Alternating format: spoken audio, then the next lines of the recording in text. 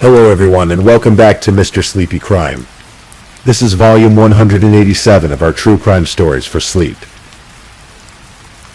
I know many of you enjoy listening to these stories as you fall asleep. So before you drift off, I'd love for you to leave a comment letting me know where in the world you're tuning in from. And if you're enjoying the stories, don't forget to like and subscribe. It really helps the channel grow. Before we begin, I want to acknowledge that these stories involve real people and real tragedies. They are shared not for entertainment, but to remember the victims and help raise awareness of warning signs that could prevent similar tragedies. For the best experience, feel free to lower the volume a little, just enough to let the story gently carry you off to sleep. Alright, please get comfortable, dim the lights, and let's begin tonight's first story.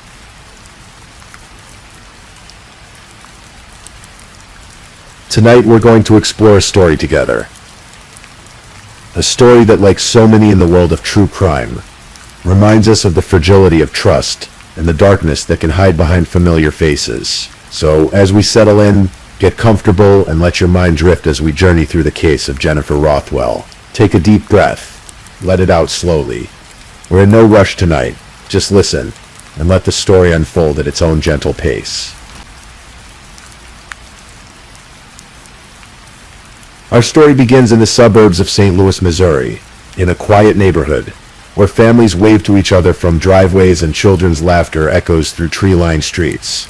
It was a place where people felt safe, where life moved at a predictable, comfortable rhythm. In the fall of 2019, in the community of Crèvecoeur, there lived a young woman named Jennifer Rothwell. She was 28 years old.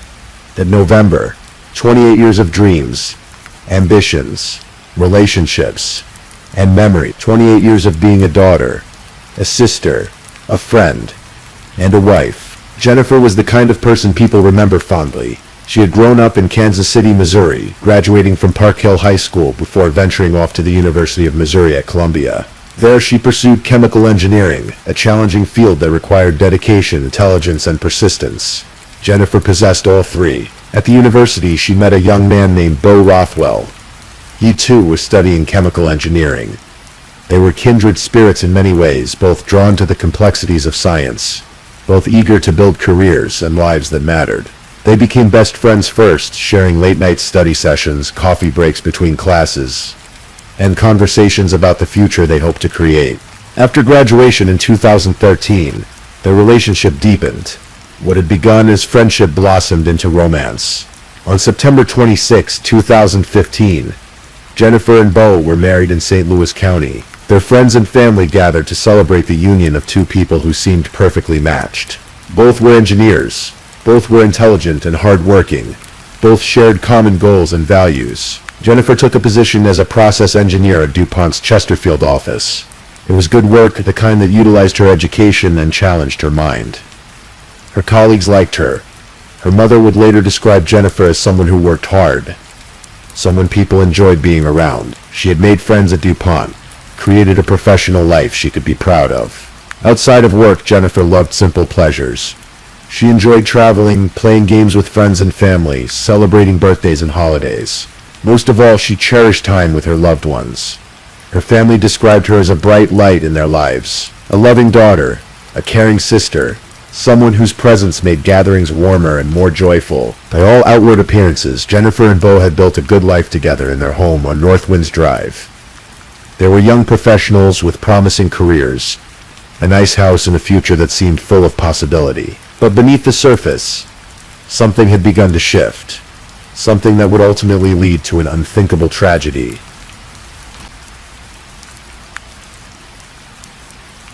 In the fall of 2018, Jennifer and Bo made a decision that many couples make. They decided to start a family. It seemed like the natural next step. They had stable careers. They owned a home. They had been married for several years.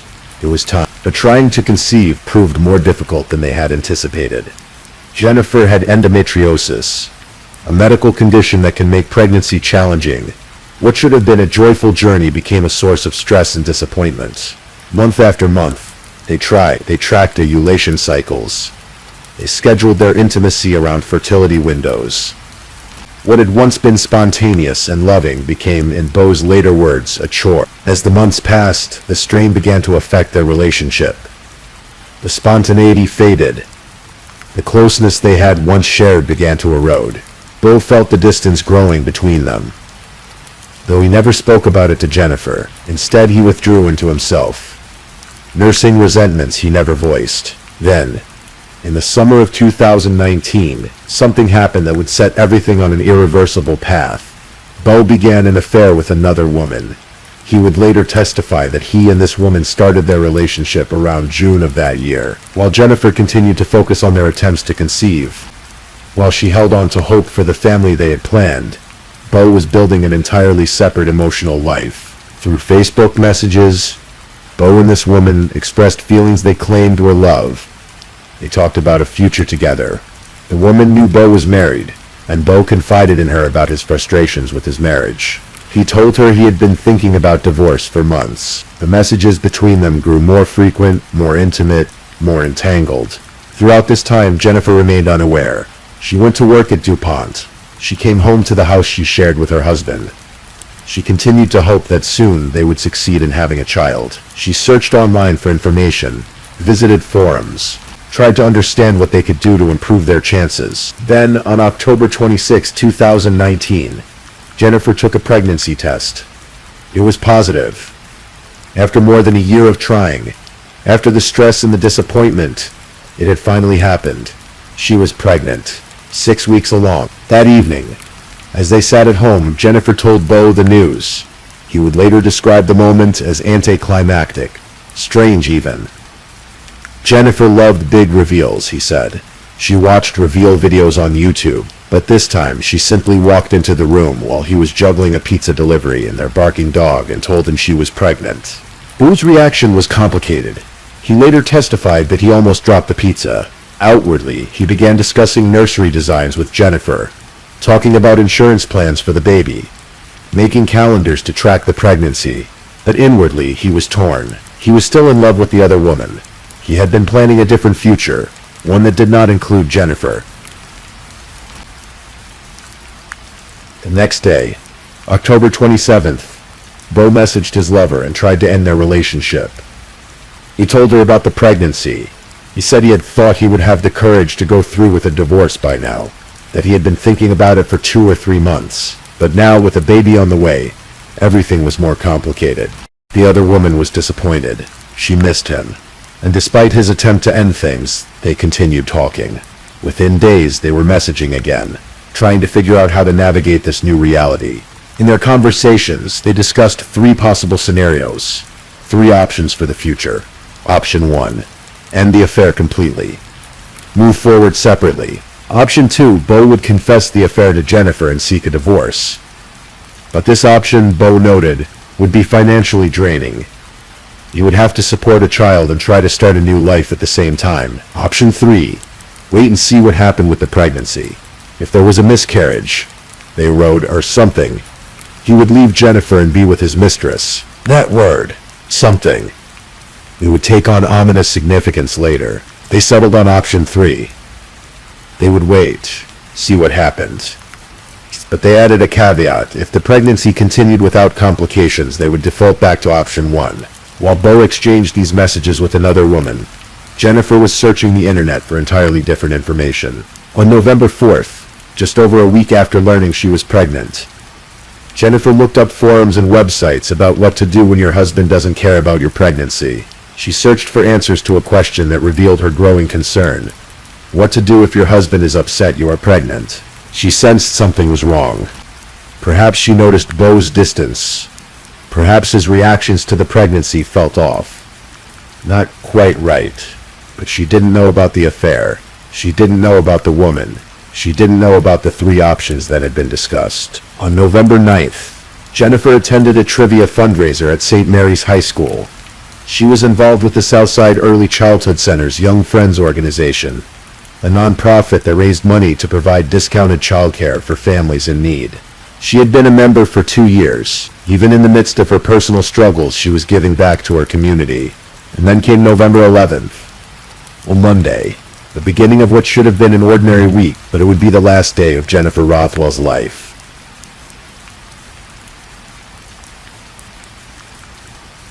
November 11th, 2019 was a cold night in St. Louis. Snow was falling. The roads were treacherous. It was the kind of evening when most people preferred to stay home, safe and warm. Bo came home from work around 3 o'clock in the afternoon. Jennifer arrived 2 hours later, around 5. They settled in for the evening, watching Netflix together, spending time in the quiet comfort of their home. But Bo had made a decision. He later testified that he knew he had to tell Jennifer about the affair. He believed it was the only way to salvage any part of their relationship.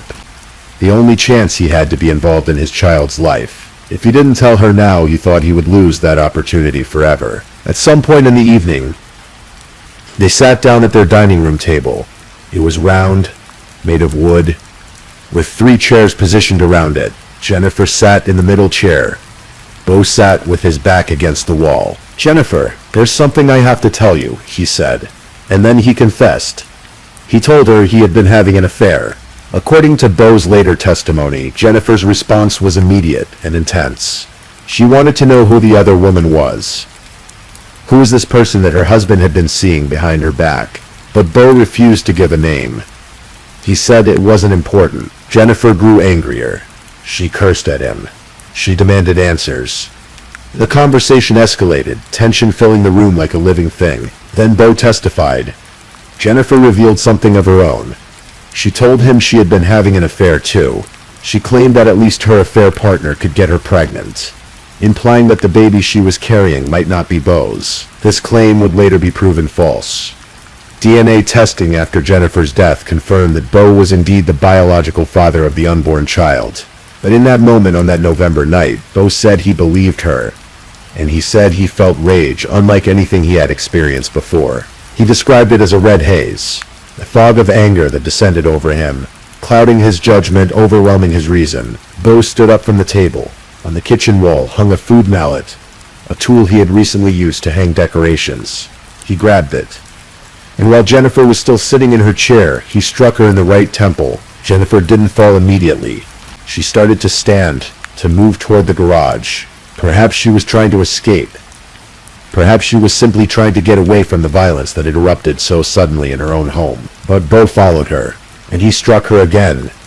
This second blow cracked her skull. The force of it sent her falling down the basement stairs. Jennifer Rothwell lay at the bottom of those stairs, bleeding. The injury to her skull was catastrophic. A medical examiner would later testify that it would have taken multiple blows to cause the damage that was inflicted.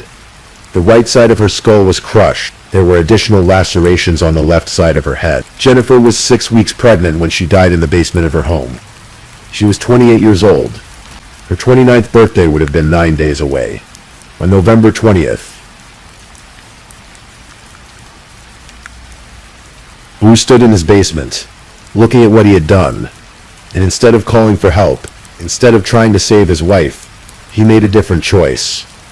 He chose to hide what had happened. He would later describe going into panic mode. He believed he had to fix the situation, to hide what had occurred. And so he began to plan, but first he had to wait. He stayed in the house with Jennifer's body, waiting until the middle of the night when fewer people would be out, and he would be less likely to be seen. Around 2 o'clock in the morning, Bo left his house. The snow was still falling, creating dangerous driving conditions. But he went out anyway, driving to different stores. He made purchases using cash and gift cards to avoid creating an electronic trail. He bought bleach, carpet cleaner, gloves, paper towels, all the supplies he would need to clean up the crime scene. He returned home and began the grim work of trying to erase the evidence of what he had done. He poured bleach over the blood-stained carpet at the base of the basement stairs. He scrubbed. He set up a fan to blow air over the wet areas. He opened the basement windows, even though the temperature outside was in the 30s, trying to help the carpet dry faster. Then he retrieved a tarp from somewhere in the house. He wrapped Jennifer's body in it. He did something else too, something that demonstrated a chilling level of calculation. He wrapped a plastic bag around her head and secured it with duct tape. He removed all of her clothing, leaving her naked. He later testified that he had seen people dispose of evidence on crime shows, and he was copying what he had learned from television. Around 2 o'clock in the morning, he carried his wife's body out to his truck. He drove out of town, heading north on Highway 61 toward Troy, Missouri.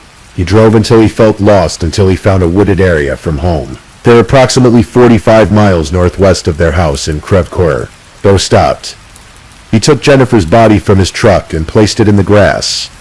He covered it with shrubs and tree branches. 5-foot-long branches, carefully positioned, as if someone had deliberately placed them there. Then he drove away, leaving his wife's body alone in the cold darkness. His next stop was a business he knew had no security cameras. There he disposed of the cleaning supplies, the bloody carpet cleaner bottles, Jennifer's clothing. He threw everything into a dumpster, trying to eliminate any evidence that could connect him to what he had done. Then he drove home, back to the house where he had killed his wife just hours before, back to the bedroom they had shared, and he went to sleep. On the morning of November 12th, Bo began the performance of his life. He knew Jennifer would be expected at work that day. He knew her co-workers would notice when she didn't arrive. He knew her absence would raise questions, so he prepared. According to his later statements to police, Jennifer had left for work at 6:20 that morning. He claimed to have last seen her as she was leaving their home on Northwinds Drive. He said he assumed she went to her job at DuPont, but as the day progressed, Bo's phone rang. 4 calls from Jennifer's number. He didn't answer them, of course. He knew she wouldn't be on the other end of the line. Around 8 o'clock that evening, one of Jennifer's co-workers contacted Bo. Jennifer had never shown up for work, the co-worker said. People were concerned. Had Bo heard from her? Bill acted surprised, worried. He told the co-worker he would look for Jennifer. He and the co-worker searched for Jennifer's car together. They found it parked on the shoulder of Olive Boulevard, about 1.2 miles from the Rothwell home. The car was driving properly. There was no sign of an accident. Jennifer's cell phone was inside. At 9:44 that evening, Bo called 911. He reported his wife missing. He told the police dispatcher that Jennifer had left for work that morning and hadn't been seen since. He expressed concern. He asked for help finding her. The police responded. They located Jennifer's abandoned car. They began asking Bo questions, and an officer who spoke with Bo that night would later testify about something he noticed. Bo was crying. The officer said, but the crying appeared to be overplayed. It seemed forced, overly dramatic in a way that felt unnatural. When police asked to search the Rothwell home, Bo refused. He would not allow them to search his house. He would not allow them to search his car. He would not allow them to take his cell phone. He would not provide a DNA sample. He asked for an attorney. But even as he refused to cooperate with investigators, Bo was playing another role. He took to Facebook and posted a plea for help finding his missing wife. Some of you may have heard already, he wrote, but last night my wife Jennifer went missing. I filed a police report and the search is ongoing. Please, if you hear of anything or have any information, it would be greatly appreciated. Jennifer's family offered a $25,000 reward for information leading to her whereabouts. Her mother, Robin von Hausen, spoke to the media. She described Jennifer as someone who worked hard, someone people liked. She said Jennifer had just moved to western St. Louis County with her husband and loved her job at DuPont. The community rallied. People shared Jennifer's photo on social media. Volunteers organized search parties, and Bo Rothwell participated in these searches. He helped put up missing person flyers. He searched for a car he knew had been abandoned. He posted on social media. He acted the part of the concerned, devastated husband whose wife had mysteriously vanished. But investigators were already suspicious.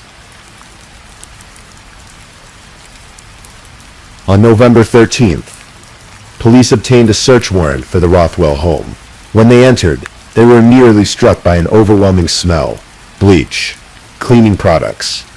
The chemical scent was so strong it permeated the entire house. In the basement, they found what they were looking for. Large areas of red staining on the carpet at the base of the stairs. The carpet was wet, soaked with bleach in an obvious attempt to clean the blood. But the blood had seeped through into the padding underneath. No amount of bleach could completely erase it. There was also damage to the drywall in the basement. Samples of human hair were found embedded in it. A fan had been positioned to blow air over the wet, blood-soaked areas. The basement windows were open, despite the freezing temperatures outside. Police collected samples and sent them for DNA testing. They also obtained DNA from Jennifer's parents to create a comparison profile. When the results came back, there was no doubt the blood in the basement belonged to Jennifer Rothwell. Investigators also pulled surveillance footage from stores in the area. And there was Bo on camera purchasing cleaning supplies on the night of November 11th. Bleach, carpet cleaner, gloves.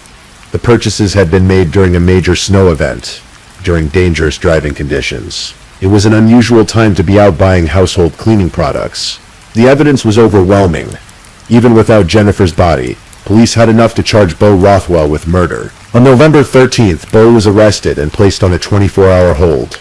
The next day, November 14th, the St. Louis County Prosecutor's Office formally charged him with second-degree murder and tampering with physical evidence. While Jennifer Rothwell's body has yet to be discovered, the prosecutor's office said in a press release, "These charges stem from the evidence gathered by investigators." Jennifer's missing person case was officially reclassified as a homicide investigation, but the question remained, where was Jennifer? For days, Jennifer's family held on to hope, however slim, that she might still be found alive. But as more evidence emerged as the investigation progressed, that hope dimmed. Then, on November 18th, Bo Rothwell's attorney contacted police. His client was ready to cooperate, the attorney said. Bo would tell them where to find Jennifer's body. That afternoon, around 5:15, police received information about an area in Troy, Missouri. Bo had given them directions to a wooded location along U.S. Route 61, north of Highway KK. Approximately 50 investigators and K-9 officers assembled. They drove over 40 miles north, following Bo's directions to the remote location. When they arrived, they lined up parallel to the highway and began walking through the treacherous terrain. The search lasted 5 hours. It was difficult work, combing through the woods in the cold, looking for something no one wanted to find. Then, around 11:15 that night, an officer named Matthew Zufall saw something pale in the darkness.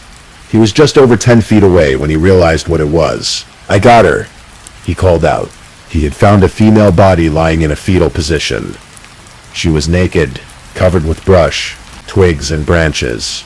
Some of the branches were 5 feet long or longer. They had been deliberately placed there, arranged to conceal what lay beneath. There was a black plastic bag around her head, secured with duct tape. But animals had gotten to the body in the weeks since it had been left there. The bag had been torn. The right hemisphere of the brain had been consumed. The skull was depressed, crushed from the blows that had killed her. DNA testing would confirm what everyone already knew. The body was Jennifer Rothwell. She had been found approximately 45 miles from her home. She was 6 weeks pregnant when she died. Her 29th birthday would have been just 2 days away.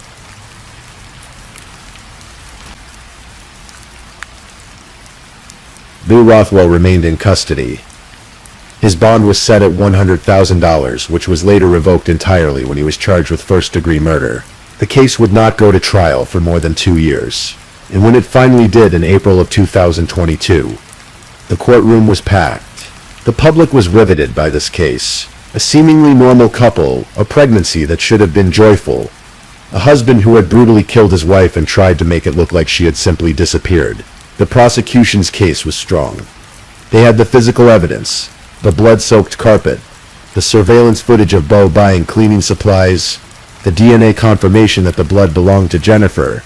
They had Bo's own confession about where to find the body. They had the messages between Bo and his mistress, outlining the 3 options for their future, including the ominous or something that could have referred to Jennifer's death. They also introduced a notebook in which Bo had written a list of pros and cons about leaving his pregnant wife for another woman. The prosecution argued that this demonstrated deliberation, that Bo had been thinking about killing Jennifer as a way out of his marriage for months. The lead prosecutor, Thomas Smith, told the jury that Bo had struck Jennifer in the head with violent, homicidal force and crushed her skull. He presented testimony from the medical examiner, who said it would have taken up to 3 blows to the head to cause the injuries Jennifer sustained. Perhaps most damning was an audio recording. The jury heard. It was from November 18th, 2019, when Bo had agreed to cooperate with police and tell them where to find Jennifer's body.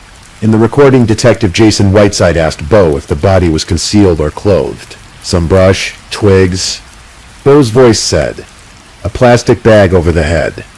No clothing." Throughout the recording, Bo never used Jennifer's name. He never used female pronouns. He referred to his wife only as it, the body and the head. The defense team, led by attorney Charles Barberio, did not dispute that Bo had killed Jennifer, but they argued that it was not premeditated murder.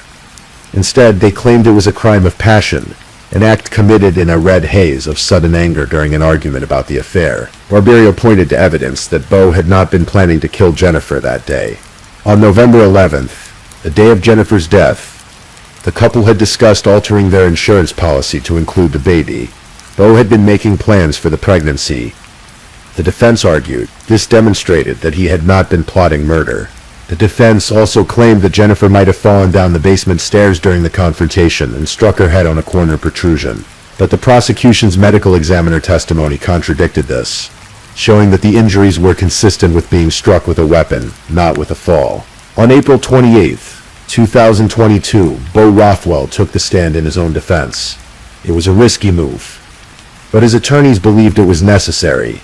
Bo spoke about meeting Jennifer in college, about how they were both chemical engineering majors, best friends who fell in love. He talked about their wedding in 2015, about their plans to have children, about how much they had wanted to be parents. Then he described the difficulties they faced trying to conceive.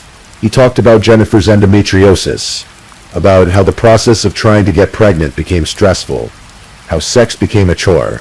He said they grew apart. He admitted to the affair. He said it had started around June of 2019.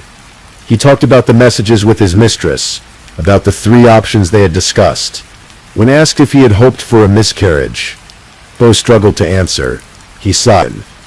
Finally, he said he hadn't hoped for a miscarriage, but he hadn't wanted to have to make a decision about his relationship. Bo testified that he had never thought about killing anyone before that night. He described November 11th as starting out normally. He came home from work. Jennifer came home 2 hours later. They watched Netflix together. Then he told the jury about sitting down at the dining room table, about confessing the affair to Jennifer. He said she became angry, demanded to know who the other woman was. He refused to tell her. She cursed at him. Then he claimed she told him she had been having an affair too, that the baby might not be his. Bill became emotional as he described what happened next. He said he grabbed the mallet off the kitchen wall and hit Jennifer in the head. She started to move toward the garage, and he hit her again. Her skull cracked, and she fell down the basement stairs. He said he panicked. He said he knew he had to hide what had happened, to fix it somehow. The prosecution's cross-examination was fierce. Thomas Smith walked Bo through every decision he had made that night. The planning, the purchases, the cleanup, the disposal of the body, the lie. Smith revealed something shocking. Bo had continued to talk to his mistress almost every day since his arrest in 2019. Even while in custody, awaiting trial for murdering his pregnant wife, Bo maintained contact with the other woman. "You still had an affair while you knew you were having a baby?" Smith asked. The implication was clear. This was not a man who had acted in a moment of uncontrolled rage. This was a man who made choices, who planned, who calculated. After 3 days of testimony, the case went to the jury. The jury deliberated. They reviewed the evidence. The blood-soaked carpet, the surveillance footage, the messages about 3 options, about waiting for a miscarriage or something, the notebook with pros and cons, the way Bo had referred to his wife's body as it, the continued relationship with his mistress, the elaborate cover-up, and they reached a conclusion. On April 28, 2022, the jury returned with their verdict. Bo Rothwell was found guilty of first-degree murder. He was also convicted of tampering with physical evidence and abandonment of a corpse. As the verdict was read, Bo closed his eyes. He tilted his head slightly down and exhaled. The jury had not believed his story of sudden passion, of acting in a red haze without thought or planning. They had concluded that he had deliberated, that he had committed murder in the first degree. The conviction carried an automatic sentence of life in prison without the possibility of parole. On July 8, 2022, Bo Rothwell appeared before Circuit Judge Ellen Ribaudo for sentencing. Jennifer's mother, Robin von Hausen, delivered a victim impact statement via video. Her words were heartbreaking. "Jennifer was a bright light in our lives," she said, her voice breaking. "We thought we would have more than 28 years with her. Gone are the moments of joy with friends and relatives." She spoke about all the things Jennifer would never experience. She would never know the joy of holding her child in her arms. Robin said, "Instead, Jennifer walked that child through heaven's gates." Prosecutor Wesley Bell spoke about the unique tragedy of this case. "There's certain relationships that are supposed to be sources of comfort and security," he said. "Someone should certainly feel safe with their husband of all people, so it's a tragedy when anyone loses their life. But in this manner, obviously it's a little different." When given the opportunity to speak, Bo addressed Jennifer's family. "Words cannot describe how sorry I am," he said. "This should have never happened." He told the court he thought about Jennifer every single day. Then Judge Ribato handed down her sentence. Life in prison without the possibility of parole for the first-degree murder conviction. 4 additional years for tampering with evidence to run concurrently. And 4 more years for abandonment of a corpse, to run consecutively after the life sentence. Bill Rothwell told the judge he planned to appeal.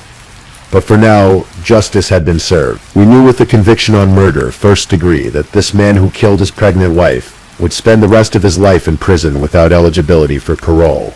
Bell said in a statement, "That is what we intended for him to do, and today confirms that is what he is going to do."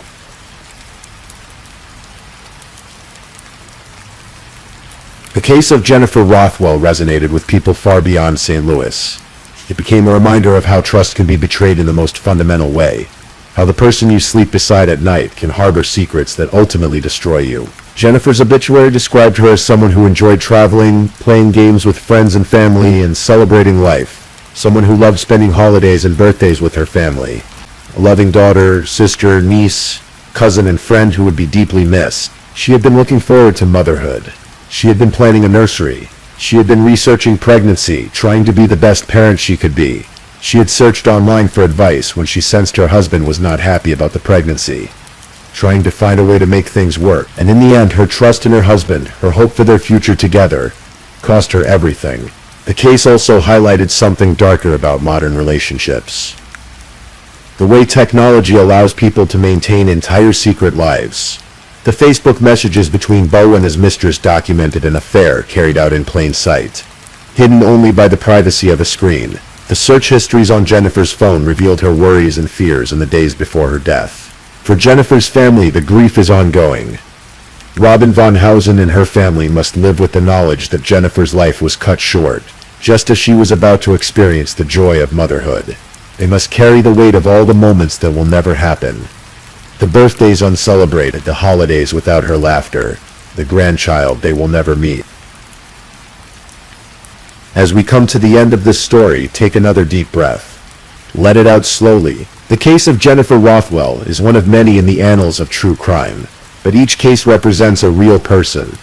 A life lived, dreams pursued, relationships cherished. Jennifer was not just a victim in a crime story. She was a daughter who loved spending time with her family. A professional who worked hard and earned the respect of her colleagues. A woman who wanted to be a mother. Her death reminds us that we can never truly know what lies in another person's heart. We can live beside someone, love them, trust them, and still be wrong about who they really are. But it also reminds us of the importance of justice, of communities that rally together when someone goes missing, of investigators who work tirelessly to uncover the truth, of prosecutors who fight to hold wrongdoers accountable, of juries who carefully weigh evidence and render verdicts. Jennifer Rothwell's story ended on November 11th, 2019, in the basement of her own home, but her memory lives on in the hearts of those who loved her, and the justice system ensured that the man who took her life will spend the rest of his days behind bars, unable to harm anyone else. If this is your first time listening to one of our true crime stories, welcome to Mr. Sleepy Crime, where we explore these cases in a calm and respectful way. I also want to take a moment to appreciate my amazing subscribers who've been rocking with me. Thank you so much for your continued support. If you're still awake and listening, don't forget to drop a comment. Let me know where you're tuning in from and the current time in your corner of the world. Or just say something to let me know you're still here. And if you haven't already, be sure to like this video and subscribe so you don't miss our next true crime stories for sleep. Now let's move on to our second story.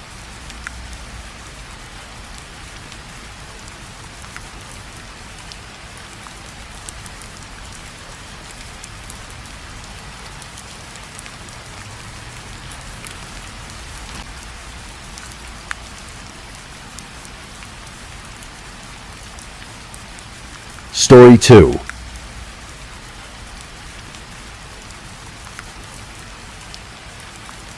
Tonight we're traveling to the farmlands of Ohio, to a place where green fields stretch toward the horizon, and families have lived for generations.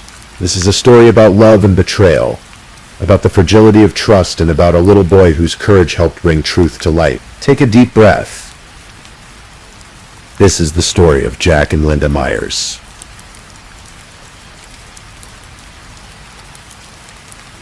In the early 2000s, Darke County, Ohio was the kind of place where everyone knew their neighbors. Rolling farmland dotted with homesteads, country roads winding between fields of corn and soybeans. The pace of life moved slower here, measured by the seasons and the harvest. At 7632 Martin Road, near the small village of Bradford, Jack and Linda Myers had built a life together. Jack was 51 years old, a man who'd worked hard his entire life.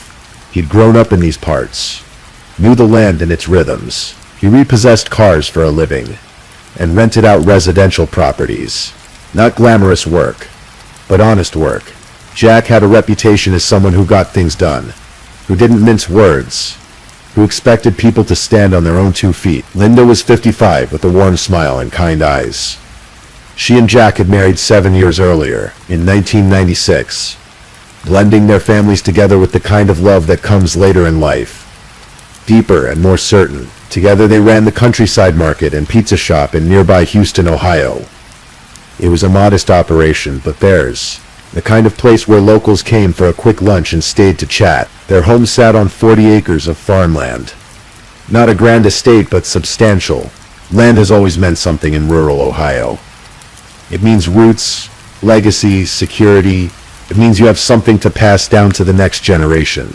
And speaking of the next generation, Jack and Linda were raising their 4-year-old great-grandson, Damian Huffman. Damian's story was complicated, as family stories often are. His mother, Amber, was Linda's granddaughter. Amber had been just 16 when Damian was born, too young to provide the stability a child needs. She'd done her best, but at times Damian had even been placed in foster care. Jack and Linda stepped in without hesitation. They gave Damian a home, a bedroom of his own. Routine, safety. They were preparing him for preschool, helping him grow, giving him what every child deserves. It was an act of pure love. Amber was getting her life together now, in her early 20s, married and making plans to regain custody of her son once he finished preschool. There was hope on the horizon. The family was working things out. Jack had 2 sons from a previous marriage. Travis, the older one, was 28. He'd had his disagreements with his father over the years. Money, mostly. Family dynamics. Travis had moved all the way to Arizona to put distance between himself and Jack. Though he'd recently returned to Ohio, the tension between them remained. Then there was Greg, the younger son, 25 years old, baby-faced, quiet. Greg had been the best man at Jack and Linda's wedding. He'd been close to his father once. Or so it seemed. But life hadn't been kind to Greg. He was struggling financially, battling substance issues, facing eviction from his home. He had 2 small children of his own, and no clear path forward. But we'll come back to that. For now, picture the farmhouse in late March, 2003. Still cold at night, winter holding on even as spring tried to break through. Damian sleeping in his little bedroom upstairs. Jack and Linda in their room, exhausted from another long day running the pizza shop and managing their properties. It was a Tuesday night, March 26th, 2003, just an ordinary Tuesday, or so it seemed. The sun was beginning to rise on Wednesday, March 27th, when a neighbor happened to glance out her window around 4:40 in the morning. She noticed something unusual, a minivan she didn't recognize, parked in the Myers driveway, not Jack and Linda's vehicle. Someone else. She made a mental note of it. Small communities notice things like that. but she didn't think much of it at the time. Maybe it was family visiting. Maybe someone had car trouble. She went about her morning. Inside the farmhouse, something terrible had already happened. Damian woke up in his bedroom sometime before dawn. He was only 4 years old, barely able to comprehend what he'd experienced. During the night, he'd heard footsteps on the stairs, the sound of his bedroom door opening. A figure standing in the doorway, looking in at him. The little boy did something incredibly brave. He kept perfectly still. He pretended to be asleep, lying there in the darkness, barely breathing, hoping the figure would go away. And it did. When morning came and the house was silent, Damian got up.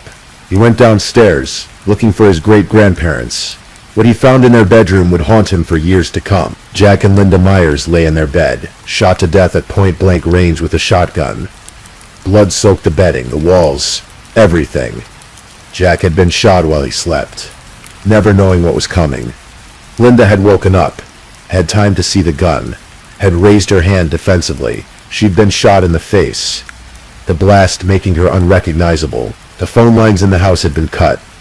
Damian tried to call for help, but the phone was dead. So the 4-year-old did the only thing he could think of.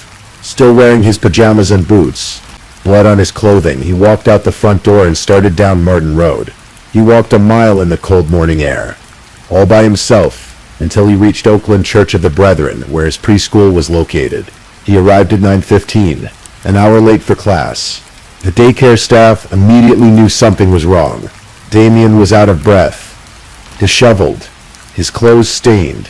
When they asked him what happened, he told them in the only way a 4-year-old could. "My grandparents are melting." Staff member Marlene Harris didn't hesitate. She called the sheriff's office. When the Dark County Sheriff's deputies arrived at 7632 Martin Road, they found exactly what Damian had tried to describe. One investigator would later say it was one of the most graphic crime scenes he'd ever experienced. Jack Myers, 51 years old, shot while he slept. Linda Myers, 55 years old, shot while trying to defend herself. The house showed signs of staging. The phone lines had been deliberately disconnected. It looked like someone had tried to make it appear as a break-in, but oddly nothing had been stolen. A deposit bag from the pizza shop sat in plain sight in the kitchen, containing a significant amount of cash, completely untouched. Drawers and closets hadn't been ransacked.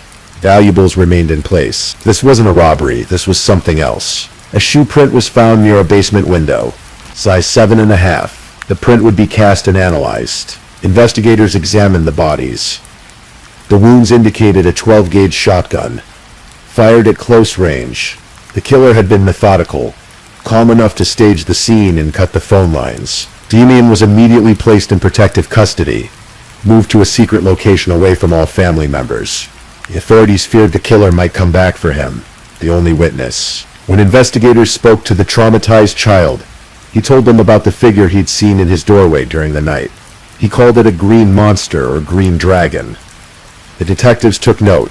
Perhaps the killer had been wearing green clothing. To help Damian communicate what he'd seen, investigators built him a model dollhouse, complete with toy figures. Slowly, gently, they let him reenact the morning. He moved the figure representing the intruder to his bedroom door. "I heard a click," he whispered, meaning the sound of the door opening. It was clear the boy had seen the killer. The investigation now had to answer a crucial question. Who would want Jack and Linda Myers dead? In any murder investigation, police look at the inner circle first. Family, friends, business associates, people with motive and opportunity. The first person who drew suspicion was Andrew Huffman, Damian's biological father. Amber, Damian's mother, told investigators there had been ongoing custody disputes between Andrew and Linda Myers. Andrew didn't provide financial support for his son, and Linda had prevented him from visiting Damian because of this. There was bad blood. Andrew had even made threats, according to Amber, but Andrew had an alibi. He'd been in Kentucky when the murders took place. His employer confirmed it. The timeline didn't work. Andrew was ruled out. Next, investigators turned their attention to Travis Myers, Jack's older son. The 28-year-old had openly acknowledged his contentious relationship with his father. He'd moved to Arizona specifically to get away from Jack, And interestingly, Travis drove a white minivan, the same type of vehicle the neighbor had seen in the driveway that morning. Travis agreed to take a computer voice stress test. He passed. His alibi checked out.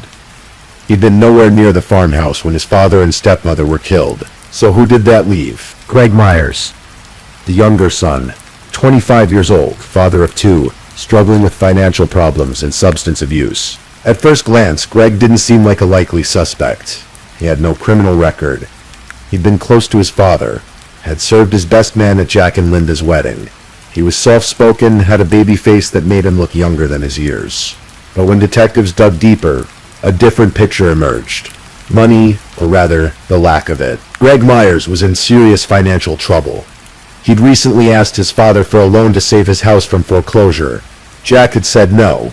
Greg was facing eviction, had two young children to support, a job he barely showed up for at NK Parts, and a substance problem he couldn't afford to feed. He was desperate, and according to Jack's will, Greg stood to inherit the farmhouse and its 39 acres of land when his father died.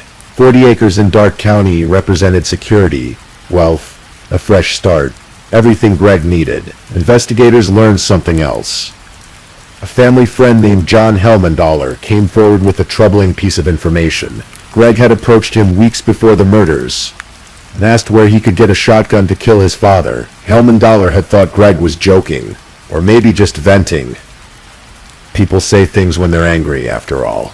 But after Jack and Linda were found dead, Helmandaller realized it hadn't been a joke at all. Greg's girlfriend Jennifer Brown told investigators something else. On the morning of March 27th, when she woke up, Greg was already gone. He'd left for work unusually early. She'd tried calling him at 4:36 a.m., but he hadn't answered. 4:36, that was around the time the neighbors saw the unfamiliar minivan in the Myers driveway. Greg drove a minivan, but the shoe print found at the scene was size 7.5. Greg's shoe size didn't match. The evidence was circumstantial, suggestive, but not conclusive. The police needed more. On March 29, 2003, just 2 days after the murders, Greg Myers was arrested and charged with 2 counts of aggravated murder. His bail was set at $500,000. Now the investigators had to build a case that would hold up in court. They needed physical evidence. They needed the murder weapon. Detective Rodney Baker was tasked with a seemingly impossible job. Figure out where Greg had obtained the shotgun or ammunition. It was tedious, exhausting work. Baker started with the evidence they'd collected from Greg's home. Among the items was a gift card.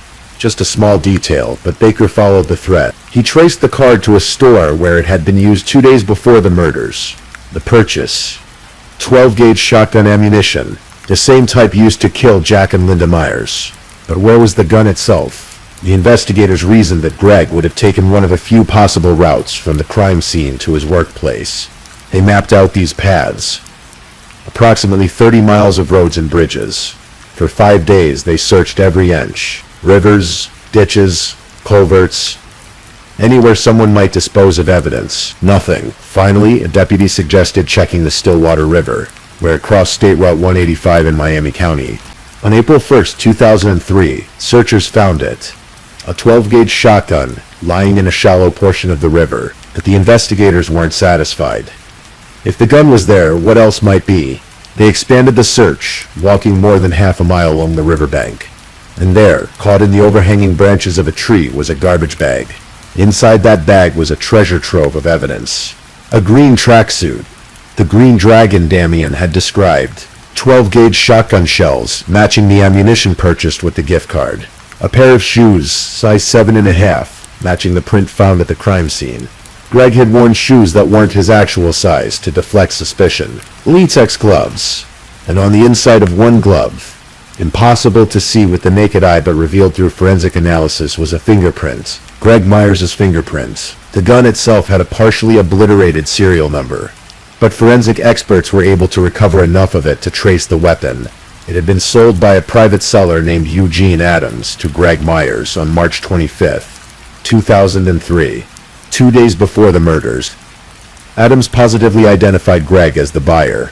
The sale price was approximately $175. Greg had even used his own phone to call the classified ad. The call records were there, clear as day. Every piece of the puzzle was falling into place. In April 2004, Greg Myers went to trial for the murders of his father and stepmother. Prosecutor Richard Howell had offered Greg a plea deal that would take the death penalty off the table in exchange for a guilty plea to aggravated burglary and 2 counts of aggravated murder. Greg, on the advice of his attorney L. Patrick Mulligan, chose to go to trial instead. The courtroom was packed. Linda Myers' family members attended wearing t-shirts bearing silkscreen photographs of the murdered couple, a constant visual reminder of what had been taken from them. The prosecution presented the physical evidence. The shotgun recovered from the river, the green tracksuit, the shoes that matched the print, the fingerprint on the latex glove, the gift card used to buy ammunition, the cell phone records showing Greg had called about purchasing the gun, the timeline placing him at the scene. John Hellman Dollar testified that Greg had asked where to get a shotgun to kill his father. Jennifer Brown testified that Greg had left unusually early on the morning of the murders and hadn't answered when she called. The neighbor testified about the unfamiliar minivan in the driveway around 4:40 a.m. Most heartbreaking of all, the jury heard about Damien, the 4-year-old boy who had witnessed a green monster in his doorway, who had found his beloved great-grandparents dead, who had walked a mile alone to get help, telling the daycare staff his grandparents were melting. The defense tried to paint a picture of a troubled family. They called Jack's sister, Mae Williams, who testified that Jack had been the family bully and hadn't nurtured his sons. They suggested that Greg and his brother Travis had grown up in an abusive household without their father's support. Defense attorney Mulligan argued that many people supported Greg, that he had the moral backing of friends and community members who believed in his innocence. But the evidence was overwhelming. After just 8 hours of deliberation, the jury returned with their verdict. Guilty on all charges. Travis Myers, Greg's older brother, buried his face in his hands when he heard the verdict. "It tears us apart because we were close with Greg," said Linda's daughter Kim Huddleston to reporters afterward. The trial moved to the penalty phase, where the jury would decide whether Greg should receive the death penalty or life in prison.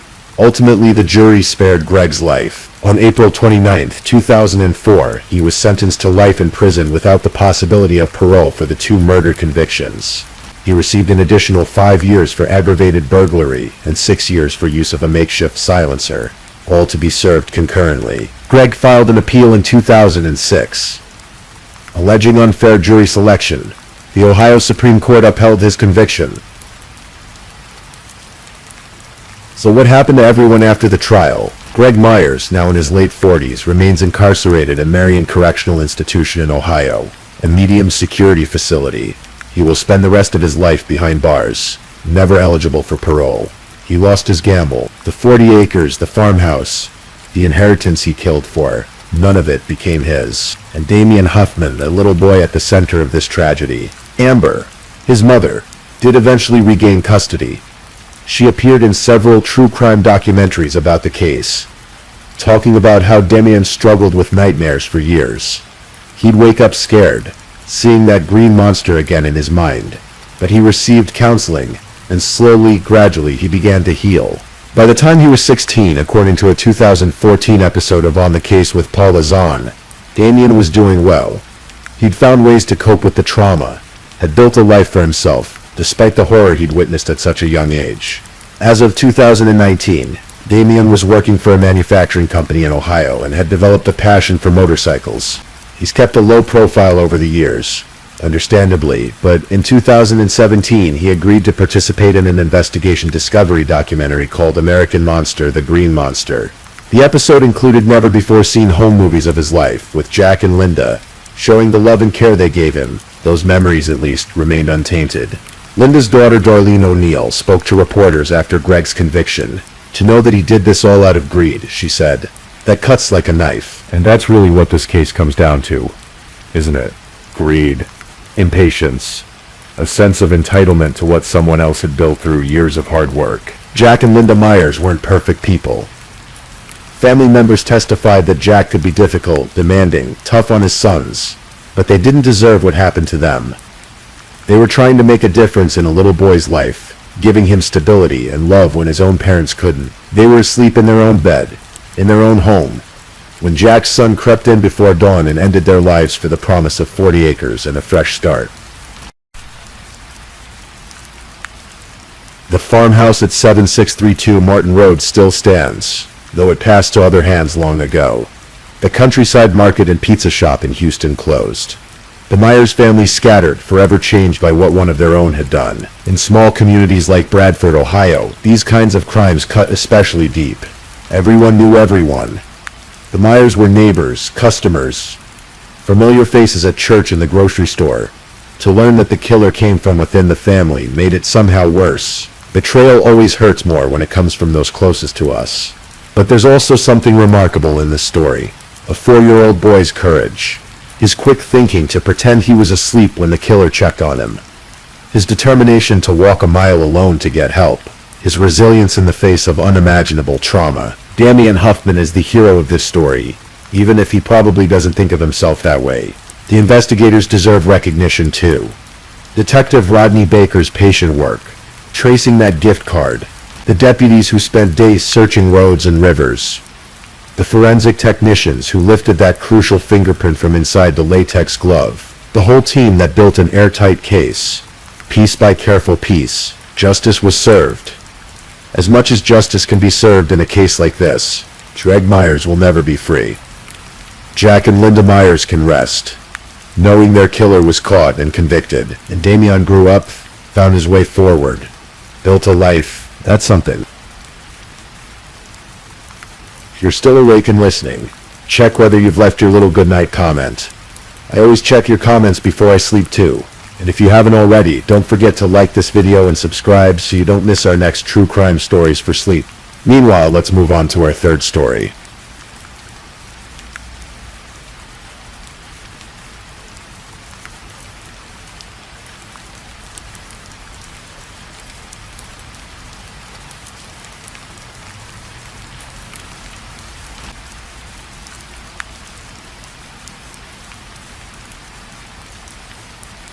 Story 3.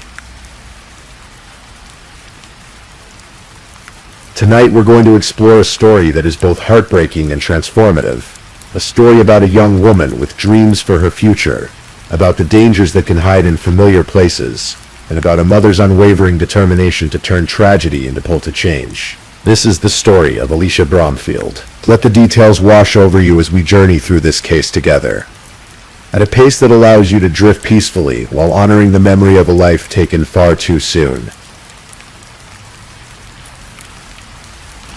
The summer air in Plainfield, Illinois carried the warmth of possibility in 2012. In this quiet suburb southwest of Chicago, 21-year-old Alicia Bromfield was preparing for the most exciting chapter of her life. Alicia had dark hair and a bright smile that drew people to her. She was the kind of person who worked hard for everything she had. Born on August 28, 1990, Alicia had graduated from Joliet Catholic Academy in 2008, where she'd been known as a dedicated student with big dreams. By 2012, Alicia was attending Western Illinois University, pursuing not one but two demanding degrees. She was studying forensic psychology and criminal justice, drawn to the idea of understanding the human mind and seeking justice for others. She was just one semester away from graduation. One semester away from walking across that stage and beginning her career, but Alicia's dreams extended beyond her own accomplishments. She was 6.5 months pregnant with a baby girl she'd already named, Ava Lucille. The name rolled off the tongue like a promise, like a future full of love and laughter. Alicia had met Ava's father in college, but he'd made it clear he didn't want to be involved in raising their child. Rather than let this devastate her, Alicia had made a decision. She would be a single mother. She would work hard, finish school, and give Ava the best life possible. To make this dream a reality, Alicia worked at a job she'd held since she was 16 years old. She worked for Grand Flower Growers, a company that supplied and maintained the garden centers at Home Depot stores. It was seasonal work, but it paid during the off-season too, which was essential for a college student preparing to become a mother. Alicia took this job seriously. She showed up on time, worked hard, and did everything she could to ensure her position was secure. She knew she needed this income. She knew Ava's future depended on it. What Alicia couldn't have known was that this job, the one she worked so hard to keep, would lead her into the path of a man whose obsession would cost her everything. Brian Cooper was 36 years old in 2012, 15 years older than Alicia. He worked as a regional supervisor for Grand Flower Growers, managing the garden centers at several Home Depot locations in northern Illinois. To the outside world, Brian might have seemed like an ordinary manager, but those who worked under him, especially the young women, knew something was wrong. They saw the warning signs that others missed or chose to ignore. Brian had a temper. It would flare up suddenly, like a match struck in the darkness. He would slam items around the store, throwing things in fits of rage that left employees frightened and customers uncomfortable. On one particularly hot day, when the temperature soared above 100 degrees, Alicia asked Brian for a break. She was 6 months pregnant, and the heat was overwhelming. Brian denied her request. Later that same day, Alicia became visibly ill from the heat. A co-worker named Hannah Clem witnessed Brian's explosive reaction when confronted about this. Brian began yelling at Alicia in front of everyone, hurling insults at her and another female employee. He called them degrading names. The store manager marked Hannah to send Brian home. As Brian left the parking lot, witnesses said he continued his tirade. He was screaming, throwing things, acting in a way that made people wonder if he was dangerous. One co-worker later said that anyone watching that display could have concluded Brian had either lost control of himself or was deliberately trying to frighten Alicia. But this wasn't an isolated incident. This was a pattern. Brian had targeted another young woman before Alicia. He'd made advances toward her, harassed her, made her so uncomfortable that she eventually quit her job rather than continue working under him. When that young woman left, Brian's attention shifted fully to Alicia. He began calling Alicia his girlfriend to their coworkers. Even though they had never dated, even though Alicia had made it clear she wasn't interested in a romantic relationship with him, even though she was pregnant with another man's child, Brian would text Alicia after work hours, pressuring her to spend time with him alone. He wanted more than friendship, and he made that abundantly clear. When Alicia didn't reciprocate his feelings, Brian would become angry. He would call her names at work. Bitch, slut, whore. He said these things within earshot of customers and other employees, humiliating her publicly. On at least 2 separate occasions, Brian called Alicia a derogatory name in front of others. Alicia was scared of him. She confided in her coworker, Elwell, telling her friend, "Don't leave me with him." But Alicia felt trapped. She'd complained to management about Brian's behavior. She'd told them about the harassment, about the names he called her, about how uncomfortable he made her feel. Management's response was minimal. They ordered Brian to take anger management classes. Brian enrolled in the classes, but he never completed them, and no one followed up. No one checked. No one held him accountable. Alicia wanted to quit. She knew she should quit, but she was pregnant, visibly pregnant, and she knew finding another employer willing to hire her would be nearly impossible. She needed the income. She needed the job security that came with working for a company during the off-season. So, Alicia stayed. She endured Brian's harassment because she was thinking of Ava. She was thinking of the future. She was trying to survive until graduation, until she could start her career, until she could provide the life she dreamed of for her daughter. Brian had also been finding other ways to violate Alicia's privacy and autonomy. He had a dog, and he'd convinced Alicia to walk the dog for him on several occasions. He gave her a key to his house. What Alicia didn't know was that Brian had installed hidden cameras in his bathroom, positioned to record anyone who used the toilet. Every time Alicia came to his house to walk his dog, every time she used his bathroom, Brian was recording her without her knowledge or consent. He was collecting videos of her in her most private, vulnerable moments. This was the man Alicia worked for. This was the man who controlled her work schedule, her hours, her livelihood. This was the man who held power over her future and her baby's future. And in August of 2012, Brian Cooper would use that power to manipulate Alicia into a situation from which she would never return.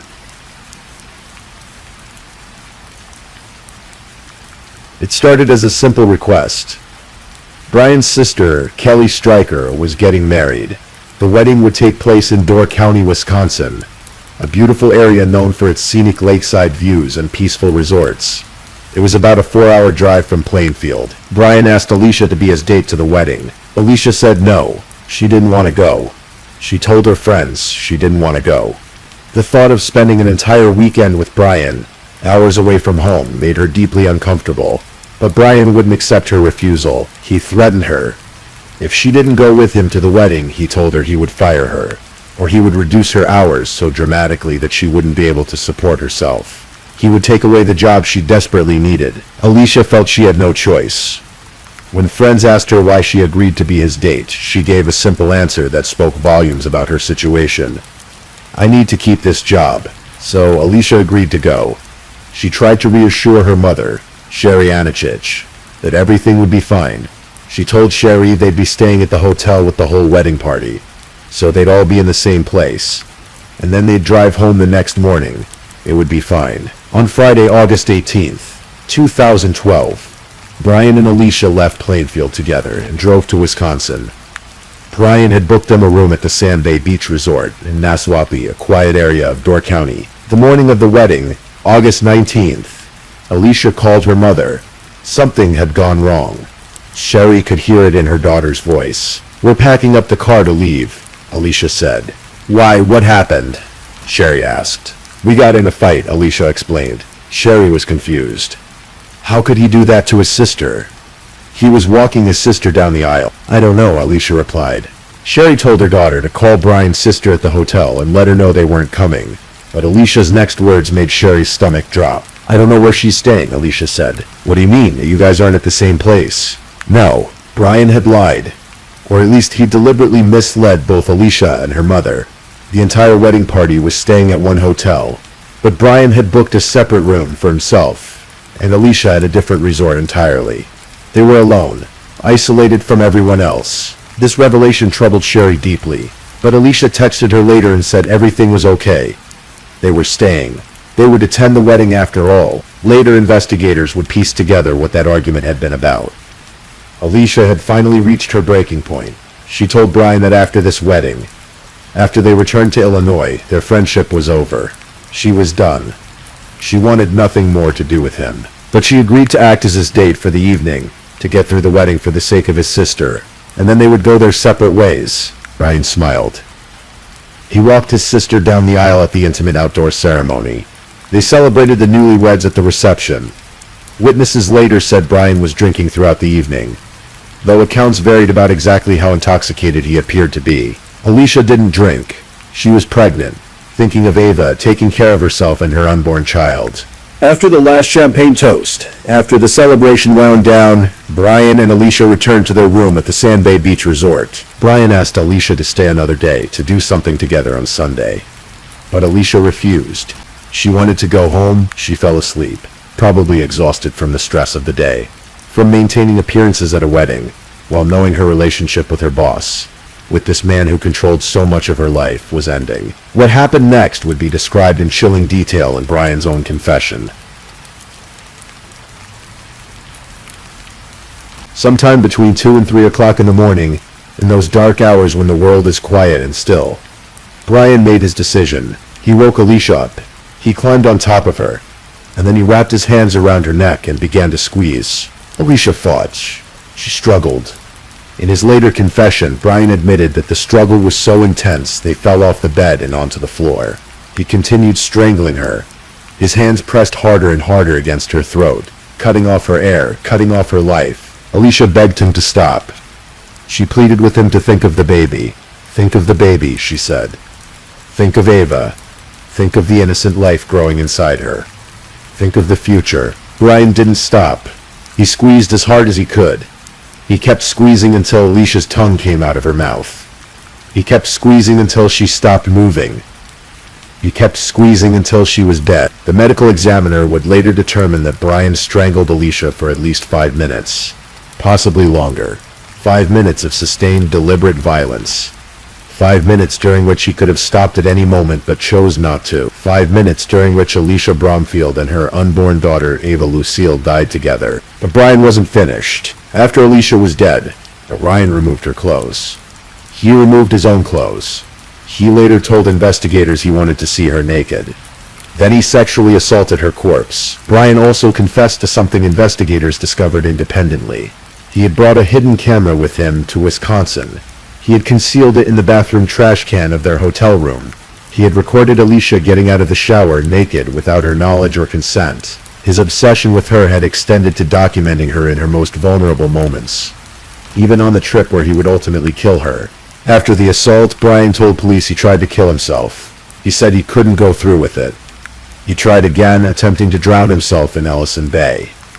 Again, he said he couldn't do it. He slept in the bathtub that night, with Alicia's body in the room. The next morning, Brian walked to a gas station. Surveillance cameras captured him entering, his clothes wet from his reported suicide attempt in the bay. He walked up to the clerk and asked to use the phone. He called 911. "I want to report a murder," Brian said. The operator asked who had been murdered. "Alicia Bromfield."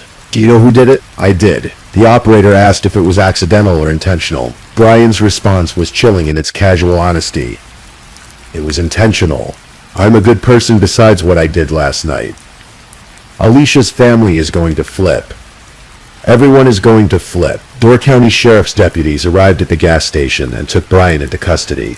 Sheriff Terry Vogel later noted that this was Door County's first homicide in more than a decade. It was a quiet area, a place where people went to celebrate weddings and enjoy peaceful vacations, not a place where young pregnant women were murdered in their hotel rooms. Investigator Mark Winkle went to the Sand Bay Beach Resort and entered the room. There, he found Alicia's body. She was 21 years old. She was 6.5 months pregnant. She had been 1 semester away from graduating with 2 degrees. She had been preparing to become a mother. Now she was gone, and Ava was gone. 2 lives ended by 5 minutes of violence. Brian Cooper was charged with 2 counts of first-degree intentional homicide for the deaths of Alicia Bromfield and Ava Lucille, and 1 count of third-degree sexual assault for the post-mortem rape. In June of 2013, Brian went to trial. The prosecution had a strong case.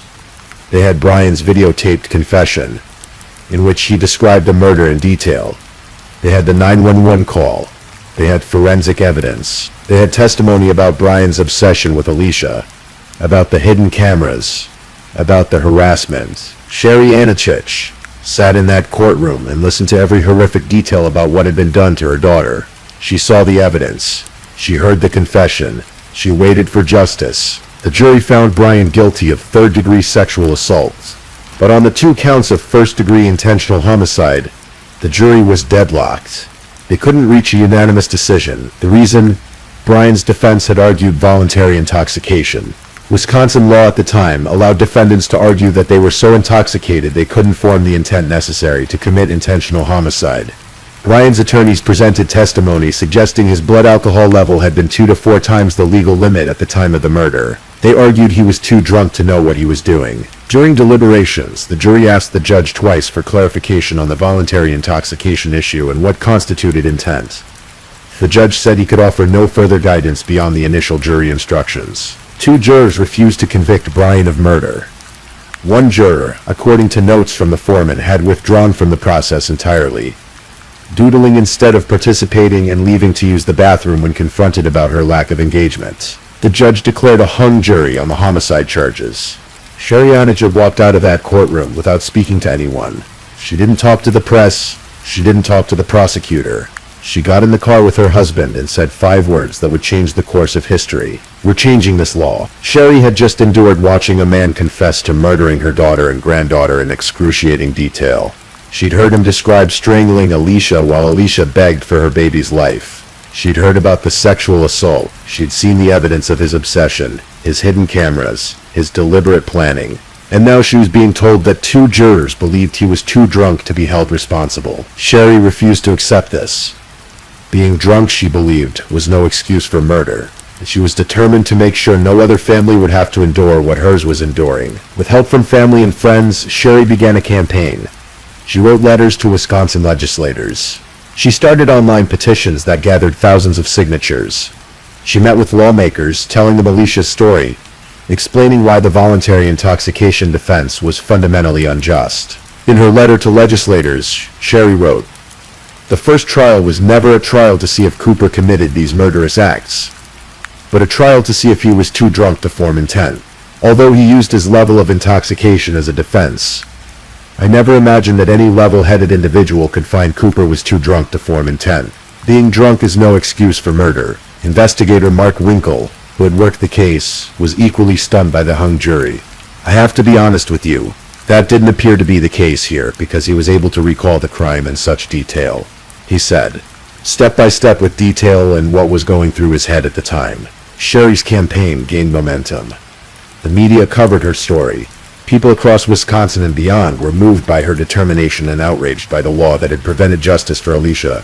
In April of 2014, Wisconsin Governor Scott Walker signed a new law eliminating voluntary intoxication as a defense for intentional crimes. Sherry Anichitz had done it. She had changed the law, but in a cruel twist of fate, the new law couldn't be applied to Brian Cooper's case. Because his crime had occurred before the law was passed, he was grandfathered in. He could still use the voluntary intoxication defense at his second trial. Sherry would have to endure another trial. She would have to hear all the graphic details again, see the photos again, watch her family be torn apart again, but she refused to give up. Brian Cooper's second trial began in May of 2014, almost 2 years after Alicia's murder. Before jury selection, Sherry wrote an impassioned letter to District Attorney Ray Pellerine. Please go up there and fight like this is your own daughter, she begged him. The prosecution presented the same evidence as before. Brian's detailed confession, the 911 call, the hidden cameras, the pattern of harassment and obsession. Wedding guests testified about Brian's level of intoxication that night, with some saying he seemed drunk and others saying he appeared relatively sober. Brian took the stand in his own defense, just as he had in the first trial. He testified about how much he'd drunk, about his state of mind, about his feelings for Alicia. The judge played the video that showed Brian setting up the hidden camera on the bathroom trash can before the murder. Judge D. Todd Ehlers made a powerful observation. What I realized as I watched that during the first trial, and I watched during the second trial, is that that's the last view that Alicia Bromfield had as you were strangling the life out of her. She looked up into your eyes, just like you were looking into that garbage can. And that just sends chills to me to the point that that is the last thing she saw. After 5 days of testimony, the case went to the jury. They deliberated for nearly 3 hours. When they returned, they had reached a verdict. Guilty on 2 counts of first-degree intentional homicide. Guilty of murdering Alicia Bromfield and Ava Lucille. Sherry Anichitz cried for 30 minutes. She shook so hard she couldn't stand up. This man will never hurt anybody again, she said. Brian Cooper was sentenced to 2 consecutive life sentences without the possibility of parole for the murders. He received an additional 4 years for the sexual assault charge. He was ordered to pay more than $8,000 in restitution to help cover funeral expenses. At sentencing, Judge Ehlers cited several troubling factors. He noted Brian's use of spy cameras to record Alicia both in Door County and at his home in Plainfield. He noted that Brian had used Alicia's birthday as his cell phone password, another sign of his obsession. He noted the forensic pathologist's description of what had been done to Alicia's body. I consider, Mr. Cooper, the severity of the whole offense, not just the strangulation but the assault you imposed on the body of Alicia Bromfield, to be an extremely troubling factor, the judge said. Brian read a written statement in 2 poems he'd written. He said he and Alicia had enjoyed eating together, taking work trips, and watching the television show 24 together.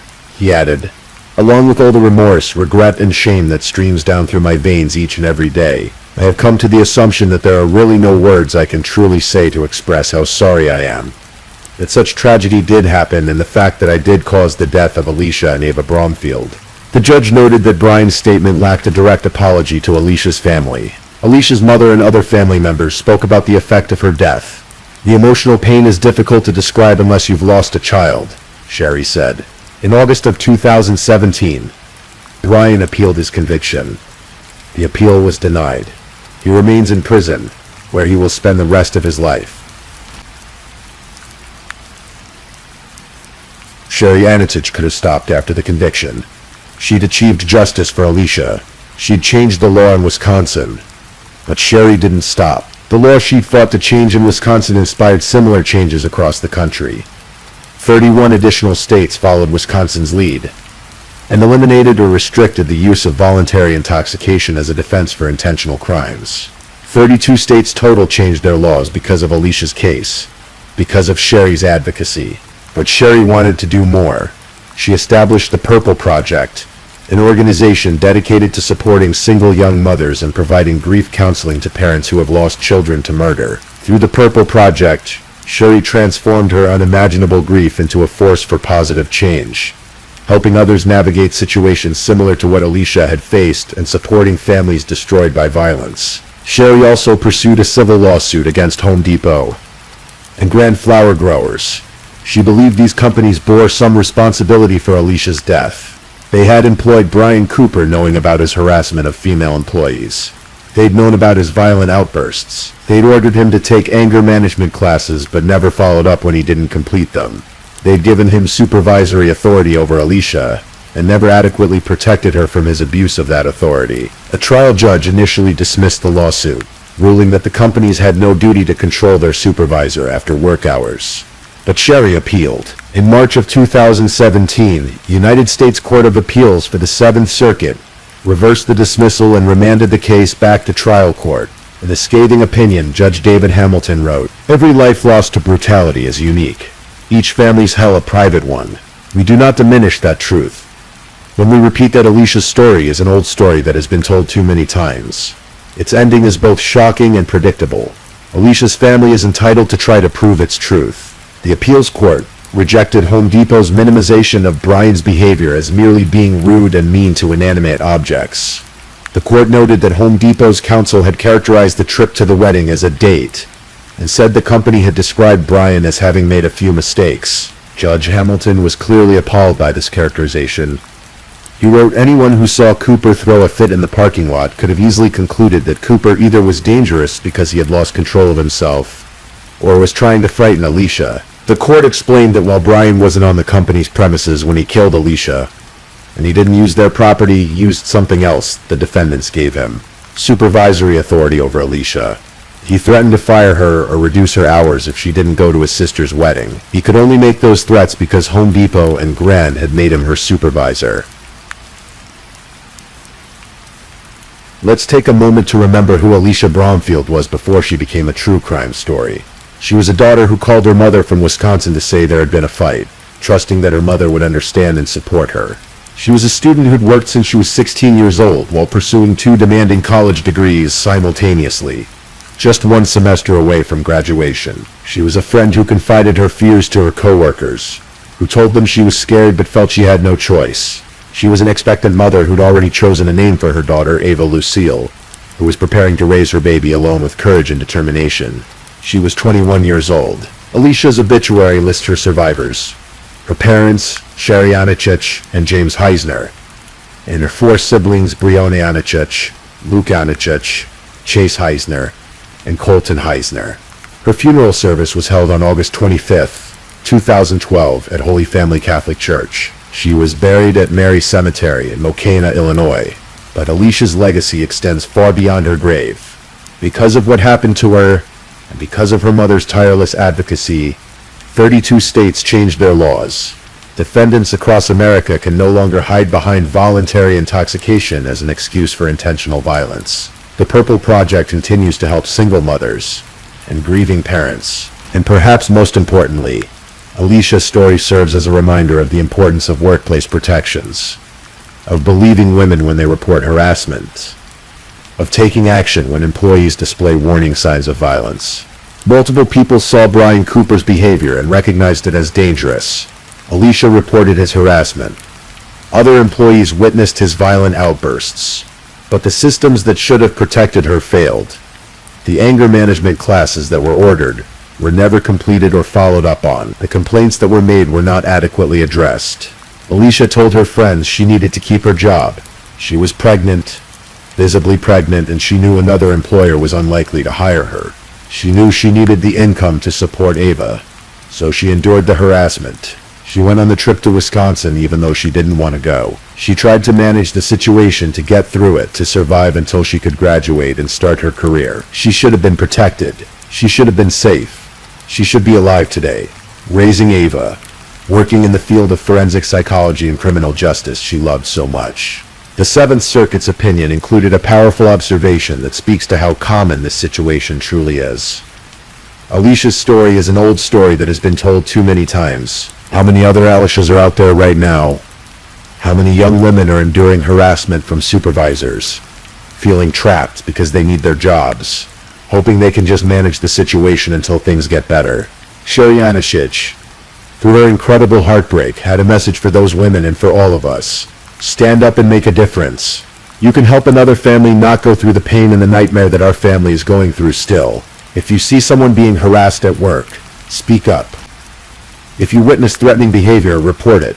If someone confides in you that they're scared of their boss, believe them and help them find resources. And if you're in a situation like Alicia was, please know that your life is worth more than any job. Reach out for help. Talk to human resources. Or if they won't listen, talk to a lawyer. Document everything. And please, trust your instincts. If something feels dangerous, it probably is. Alicia Bromfield deserved better. Ava Lucille deserved a chance at life. And while we cannot change what happened to them, we can honor their memory by working to ensure no one else suffers the same fate. As you drift off to sleep tonight, hold space in your heart for Alicia and Ava. Remember them not just as victims of a terrible crime, but as symbols of why workplace safety matters, why we must believe and protect vulnerable employees, and why one mother's determination to change unjust laws can ripple out to protect countless others. Please, I'm just putting it out there. If you're still awake and listening, drop a comment. Let me know where you're tuning in from, the time in your part of the world, or just say something to let me know you're still with me. And of course, if you haven't already, like this video and subscribe so you don't miss the next true crime story for sleep. Now, let's move on to our fourth story.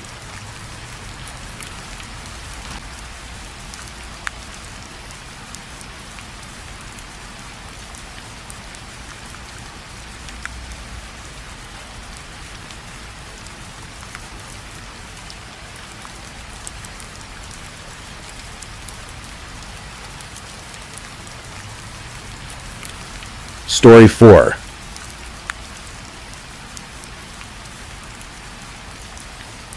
Tonight we're going to look into a story that matters.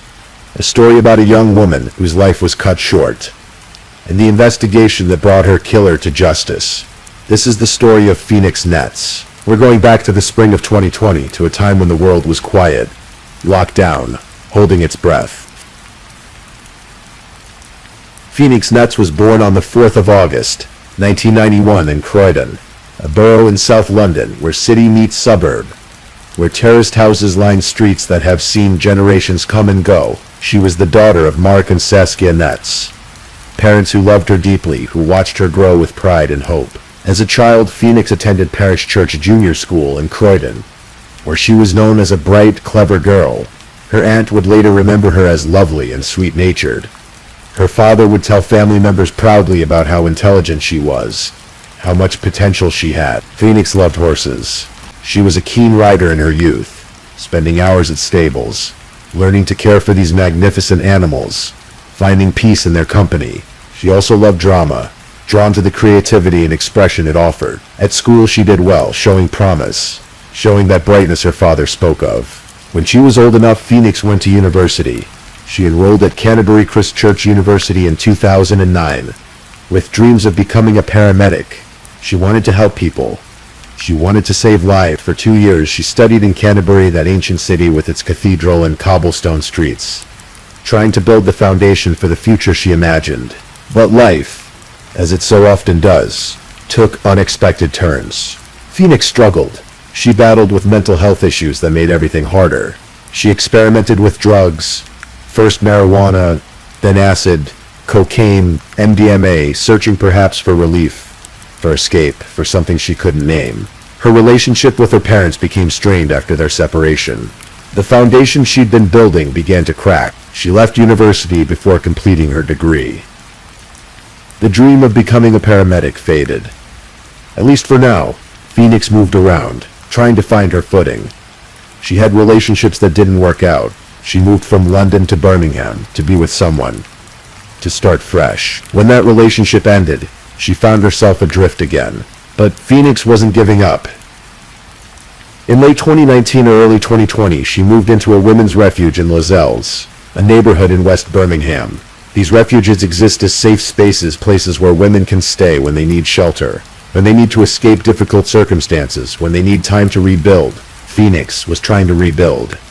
At 28 years old, she was planning her next chapter.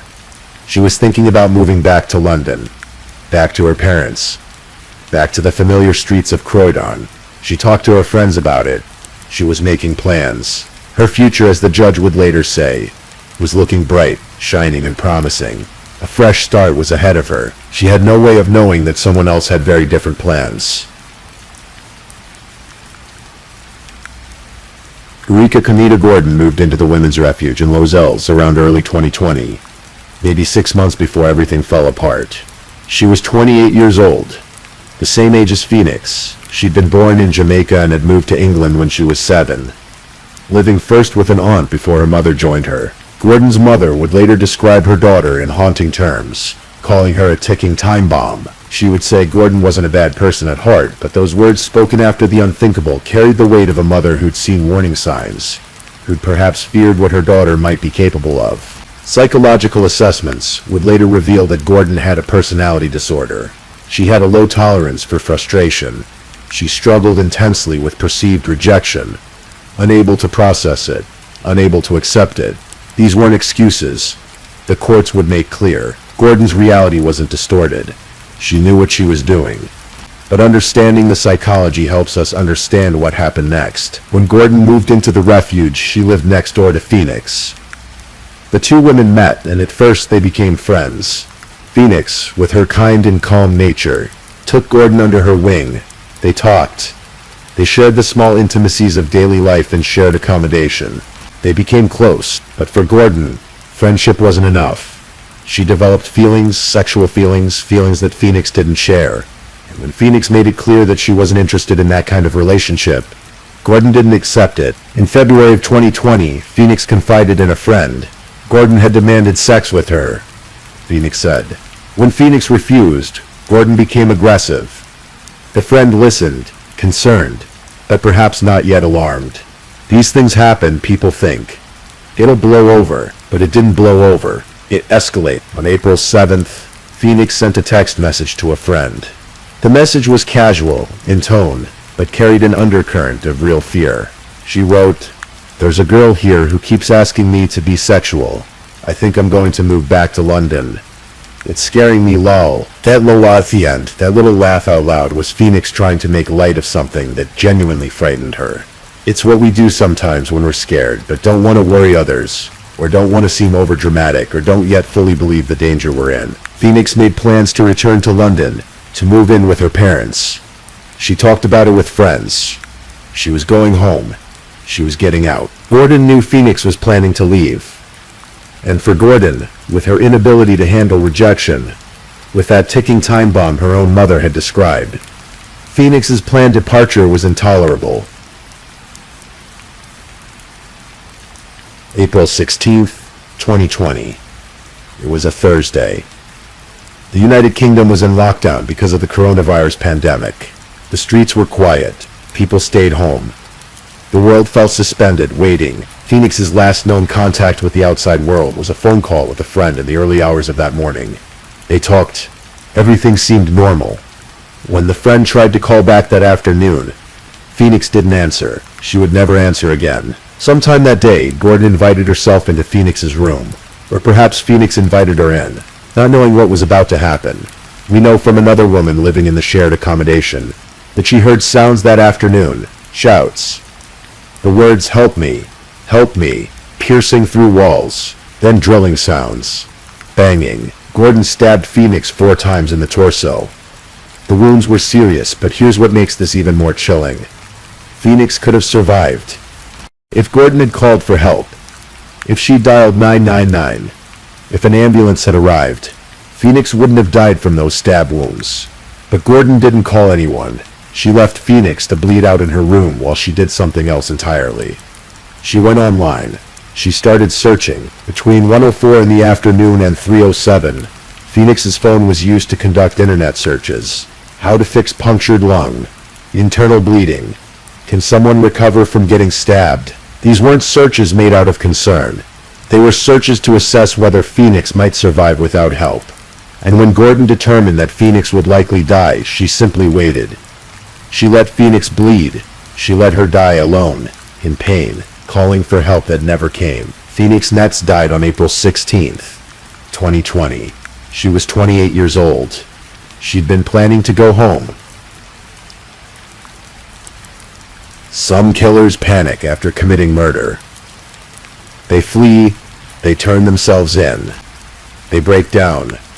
Gordon did none of these things.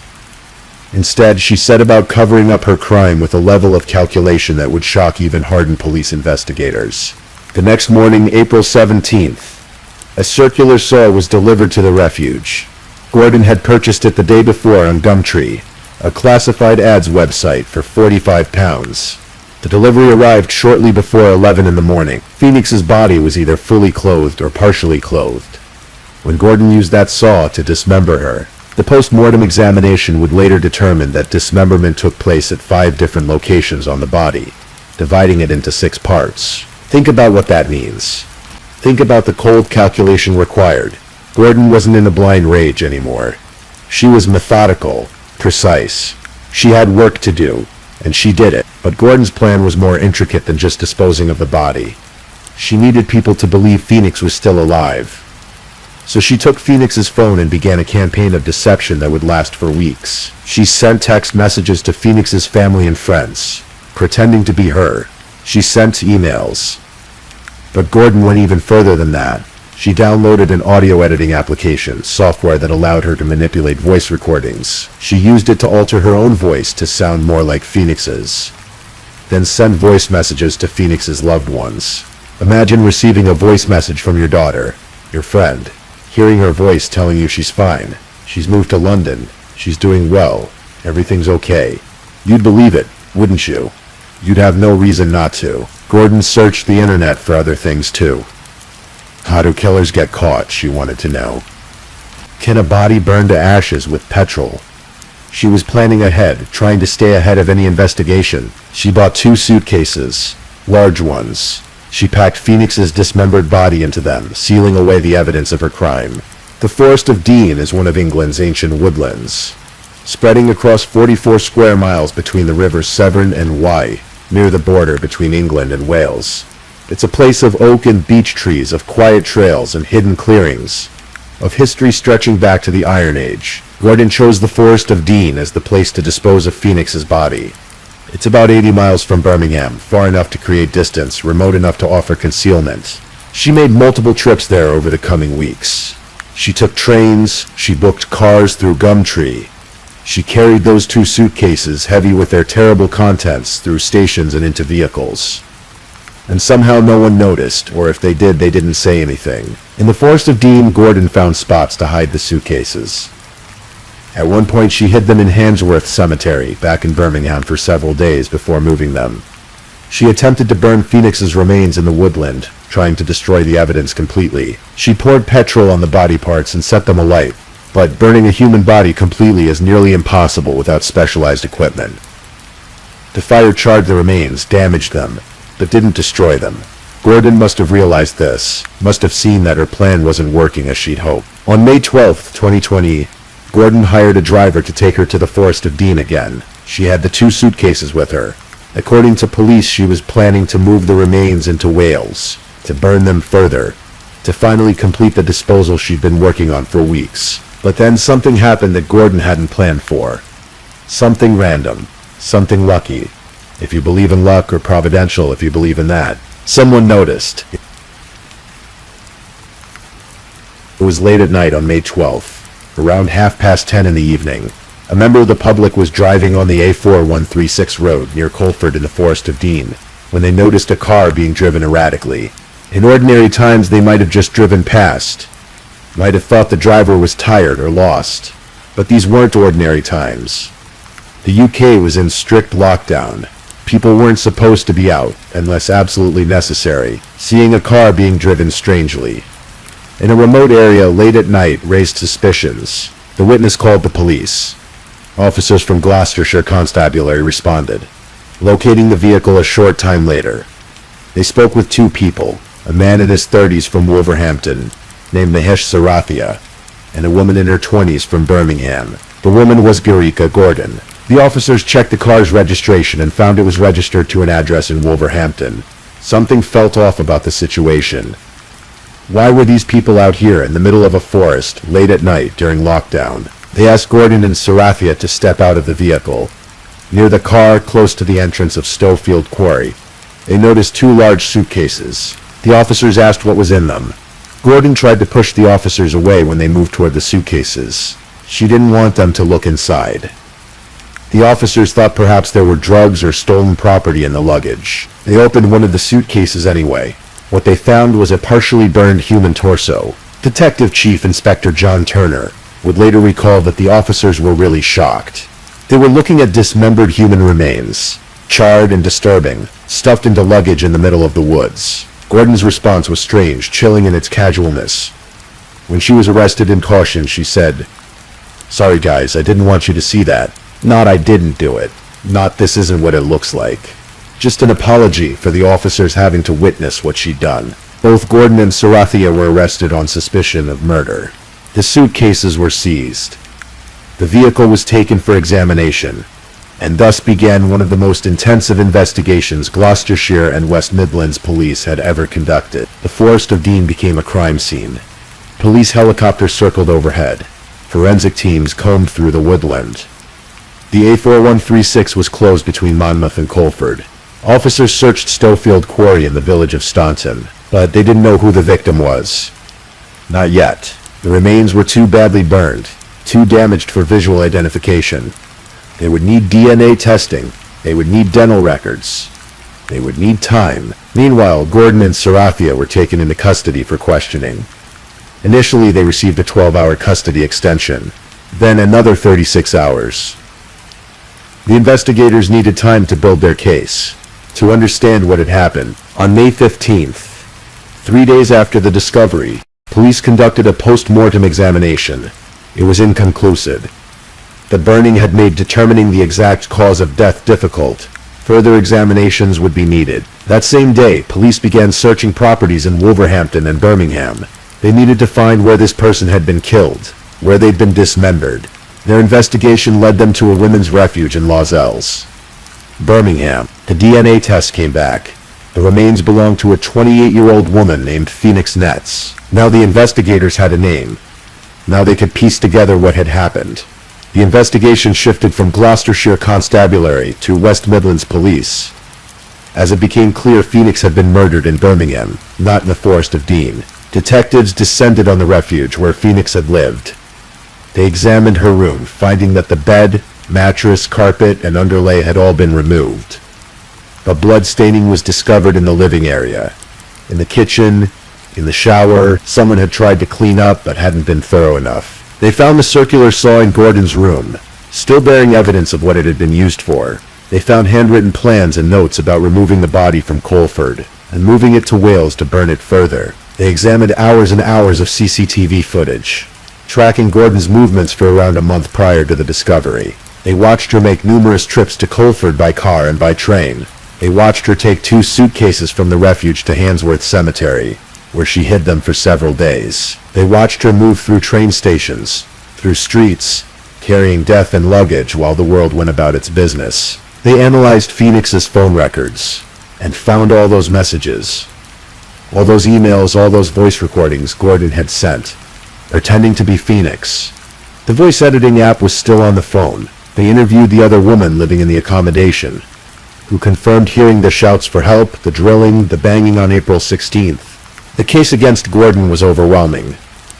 The evidence was everywhere, but there was still the question of Mahesh Sarathia, the man who'd been with Gordon when she was arrested. What was his role? After investigation, police determined that Sarathia had agreed to drive Gordon to the Forest of Dean, but hadn't known what was in the suitcases. He'd been charged with assisting an offender, but on November 10th, 2020, all charges against him were dropped. He'd been used by Gordon, unwittingly drawn into her plan without understanding what he was helping with. Gordon, however, had no such defense. She knew exactly what she'd done. For nearly a year, Gordon prepared for trial. She was held at HM Prison Eastwood Park. The trial date was set for late April 2021. Phoenix's family waited for their day in court, waited to hear why their daughter had been taken from them. But then, days before the trial was scheduled to begin, Gordon changed her plea. On April 21, 2021, she appeared via video link from prison before Bristol Crown Court. She confirmed her identity, and she pleaded guilty to murdering Phoenix Nets between April 14th and May 12, 2020. It meant Phoenix's family wouldn't have to endure a trial, wouldn't have to hear every detail recounted in open court. But it also meant they'd get answers. Closure. Justice. The sentencing hearing took place on May 4th, 2021. Prosecutor Andrew Smith, QC, laid out the facts of the case for the court. He explained how Gordon had demanded a sexual relationship, how Phoenix had refused, how Gordon had become aggressive. He described the text messages Phoenix had sent to friends revealing her fear. He detailed the stabbing, the waiting, the dismemberment, the elaborate cover-up. He read victim impact statements from Phoenix's parents, Mark and Saskia. Mark spoke of how their lives had been irreversibly changed, how the anguish was indescribable.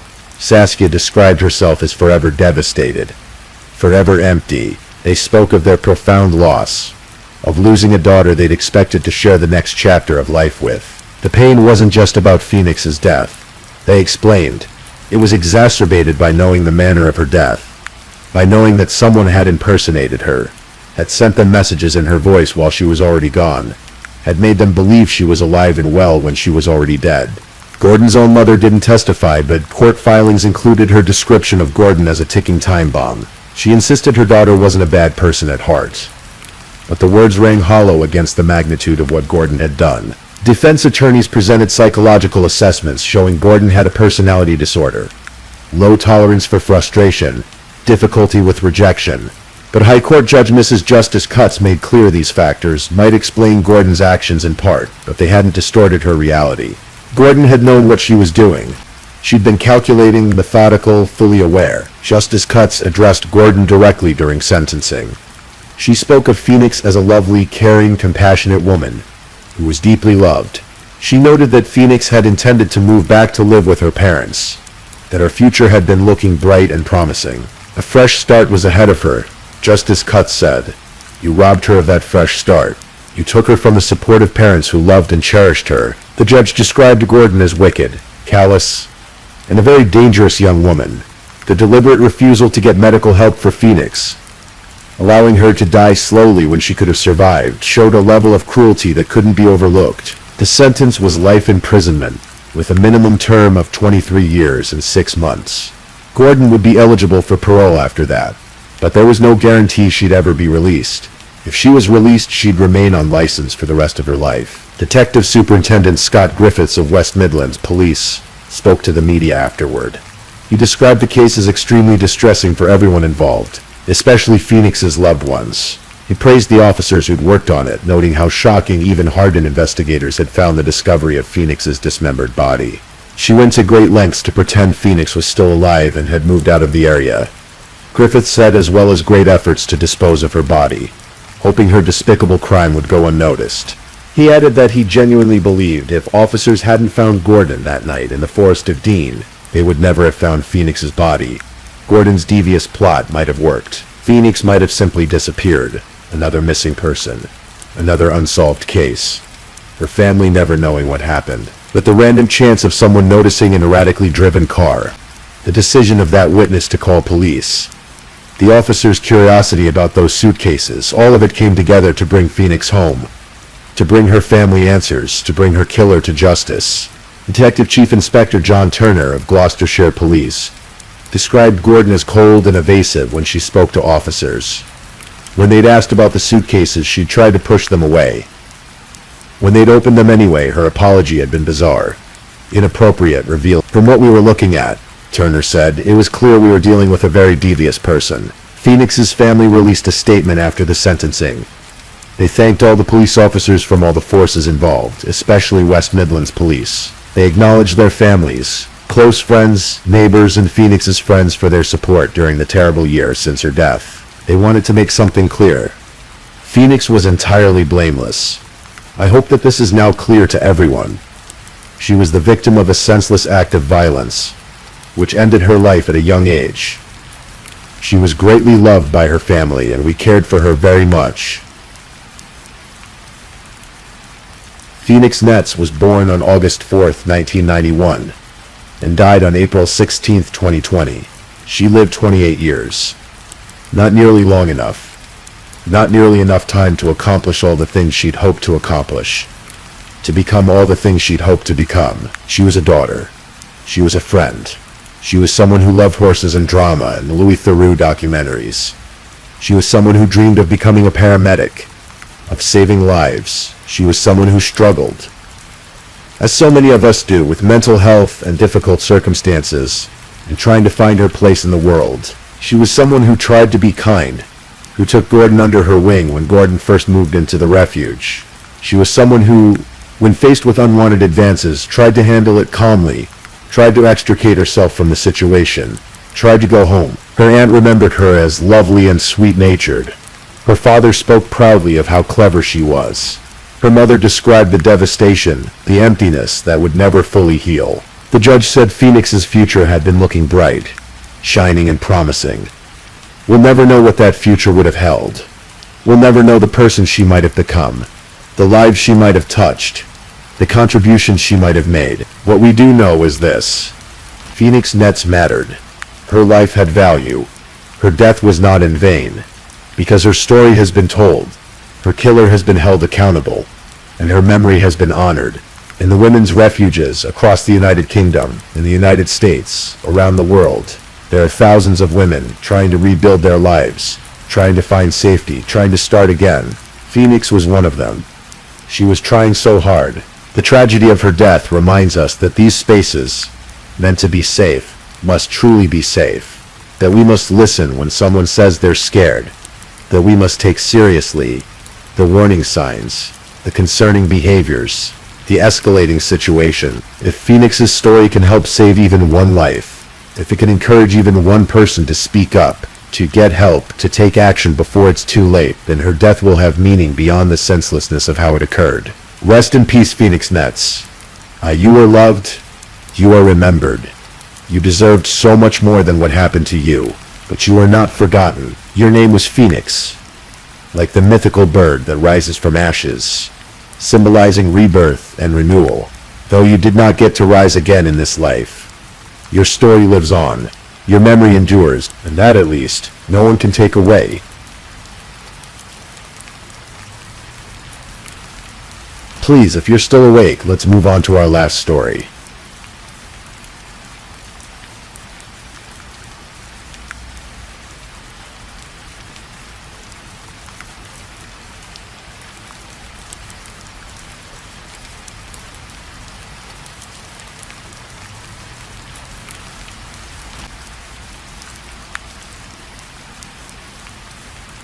Story 5.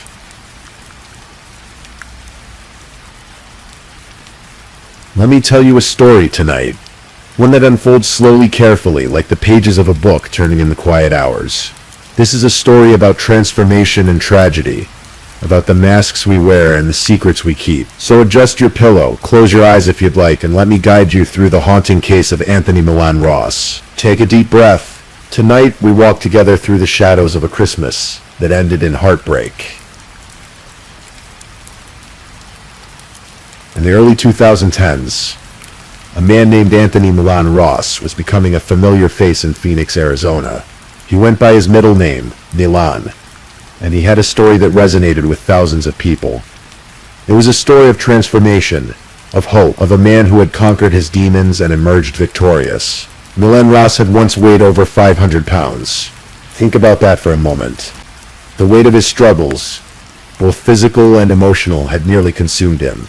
He was born and raised in St. Louis, Missouri, in a family where obesity was common. Food was comfort. Food was celebration. Food was everything. But for Milan, food had become a prison. In 2012, Milan was working at Whole Foods Market in Phoenix. He had moved there years earlier, leaving behind his past in Missouri. The job provided something his family desperately needed: health insurance. His family had been facing medical bills, mounting expenses that threatened to drown them. So Milan walked away from his passion, music, and took a position stocking shelves, making salads, doing whatever was needed. But it was at Whole Foods that Milan's life took a turn. The company offered its employees something unusual: a week-long health immersion program led by Dr. Scott Stoll. It was meant for those who needed it most. Those who were struggling. Milan applied, and he was accepted. That week changed everything, or so it seemed. During the 7-day program, Milan learned about plant-based nutrition, about whole foods, about the power of veganism to transform not just the body but the entire life. He listened to Dr. Stoll's teachings with the fervor of a convert. He embraced the lifestyle completely, absolutely, without reservation, and the weight began to fall away. 10 pounds, 20 pounds, 50 pounds, 100 pounds. The transformation was dramatic, stunning, almost miraculous. Over the course of his journey, Milan Ross lost more than 225 pounds. Some reports say it was closer to 300 pounds. His body changed. His face changed. He became unrecognizable from the man he had been. Milan documented everything. He took photographs, before and after images that showed two completely different people. He wrote about his journey. He started a blog. He began speaking at events. His message was simple and powerful. You can change no matter how far gone you think you are. No matter how hopeless it seems. You can transform yourself. The story spread. Milan Ross appeared on the cover of Vegan Lifestyle magazine, his arm around his young son Nigel. Both were smiling, radiant with health and happiness. He was featured in articles. He appeared on local television programs like Good Morning Arizona. He was interviewed at food festivals, speaking about his cookbook, his mission, his new life. He even appeared in a feature-length documentary about veganism, alongside celebrities like James Cameron and Samuel L. Jackson. Milan Ross was becoming exactly what he'd always wanted to be, a celebrity, someone people recognized, someone who mattered. He wrote a book called The Change, Transforming Yourself and Your Body into the Person You Want to Be. In it he told his story in intimate detail, describing the week that changed his life, sharing the wisdom of Dr. Stoll, offering hope to anyone who struggled with their weight. He launched his own brand, Full Flavor Vegan. He developed an organic health food line. His website proclaimed his mission, to help others escape the deadly hold of obesity, to educate people about the amazing benefits of living a compassionate, whole food, plant-based lifestyle. He gave talks across the United States. People came to hear him speak, drawn by his charisma, his passion, his transformation. He spoke of healing through food, of redemption, of second chances. To the outside world, Milan Ross was living proof that anyone could change their life.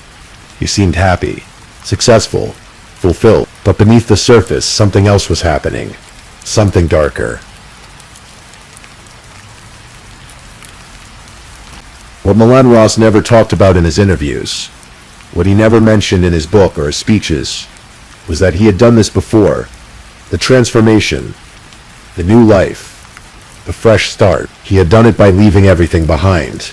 In 2003, Milan Ross had a family in Missouri, a wife named Nicole, and 4 daughters, Shalonda, Ebony, and their 2 younger sisters. They were his first family. The family he never mentioned, the family he kept secret. One day, Milan simply disappeared. He left Missouri, left his wife, left his 4 young daughters. He didn't say goodbye, didn't explain, didn't leave a forwarding address. He just vanished like smoke dissipating in the wind. Nicole Ross tried to find him. She searched. She made earnest, diligent attempts to locate the father of her children, but Anthony Milan Ross didn't want to be found. He had moved to Phoenix, Arizona, and he had started over, completely, totally, as if his first family had never existed. In 2008, 5 years after he left, Nicole Ross filed for divorce in St. Louis.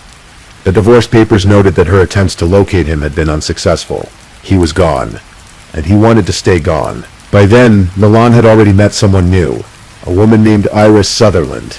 She was ambitious, driven, warm-hearted, the kind of person who would go out of her way to make your day better. As her sister would later recall, Iris had a passion for life that was infectious. She worked as an administrator at a medical center. She was building a career, building a life. Milan and Iris married in 2009. They started a family. They had a son, Nigel, who was born with his father's charisma and his mother's warmth. Nigel was a performer, The kind of kid with a big personality who loved being on stage. Then came a daughter, Honora, a baby girl with her whole life ahead of her. To the world, Milan and Iris seemed like the perfect family. The after photo. The happy ending, but Iris's roommate and friend, Lashanya Echeverria, would later reveal that Iris discovered the truth. Somewhere between 4 and 7 years into their marriage, Iris found out about Milan's hidden past, about the wife and 4 daughters he'd abandoned in Missouri. The discovery shattered Iris. Not just the fact that Milan had been married before, but that he had abandoned them, that he had 4 daughters who grew up without their father, that he had kept this enormous secret from her all these years. As Echeverria explained, Iris felt the real breach wasn't just the secret itself, but that she hadn't been given a choice. If she had known, she might have made different decisions about her life. Eventually, Milan's 2 eldest daughters from his first marriage came forward. Shalonda Ross and Ebony Shanice Ross were willing to tell their truth. They spoke about what it had been like growing up with Anthony Milan Ross as a father, and their stories painted a very different picture from the one he presented to the world. Shalonda, the eldest, described abuse. She talked about being punched, choked, slapped by her father. She spoke of having to stay home from school until the bruises faded, until the evidence of violence was no longer visible. Even years later, she still had nightmares about those days. Ebony, the second daughter, talked about food.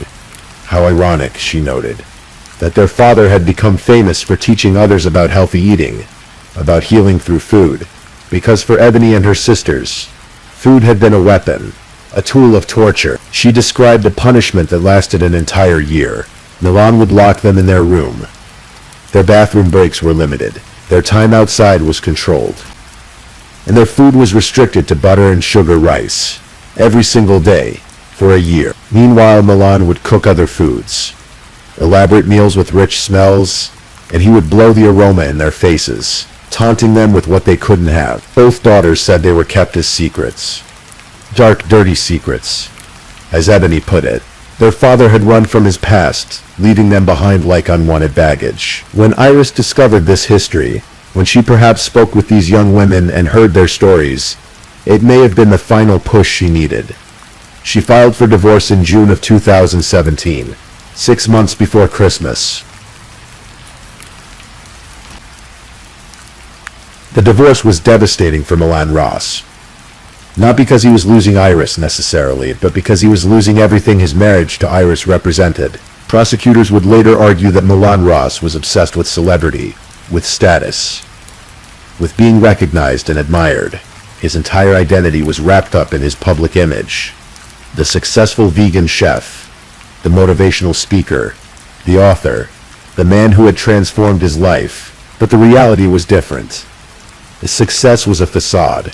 The money wasn't really there.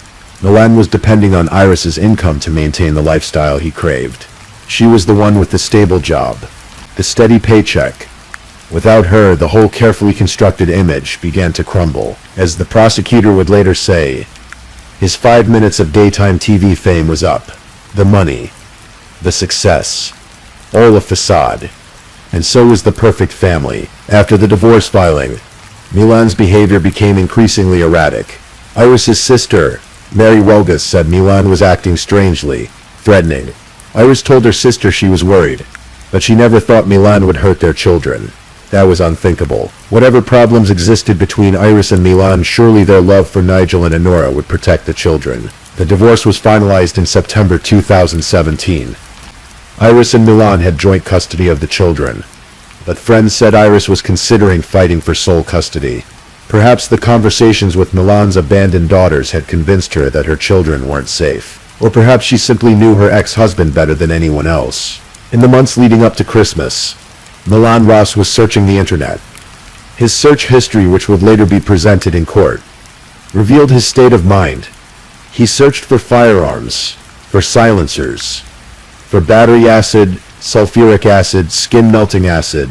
He looked up information about disposing of evidence.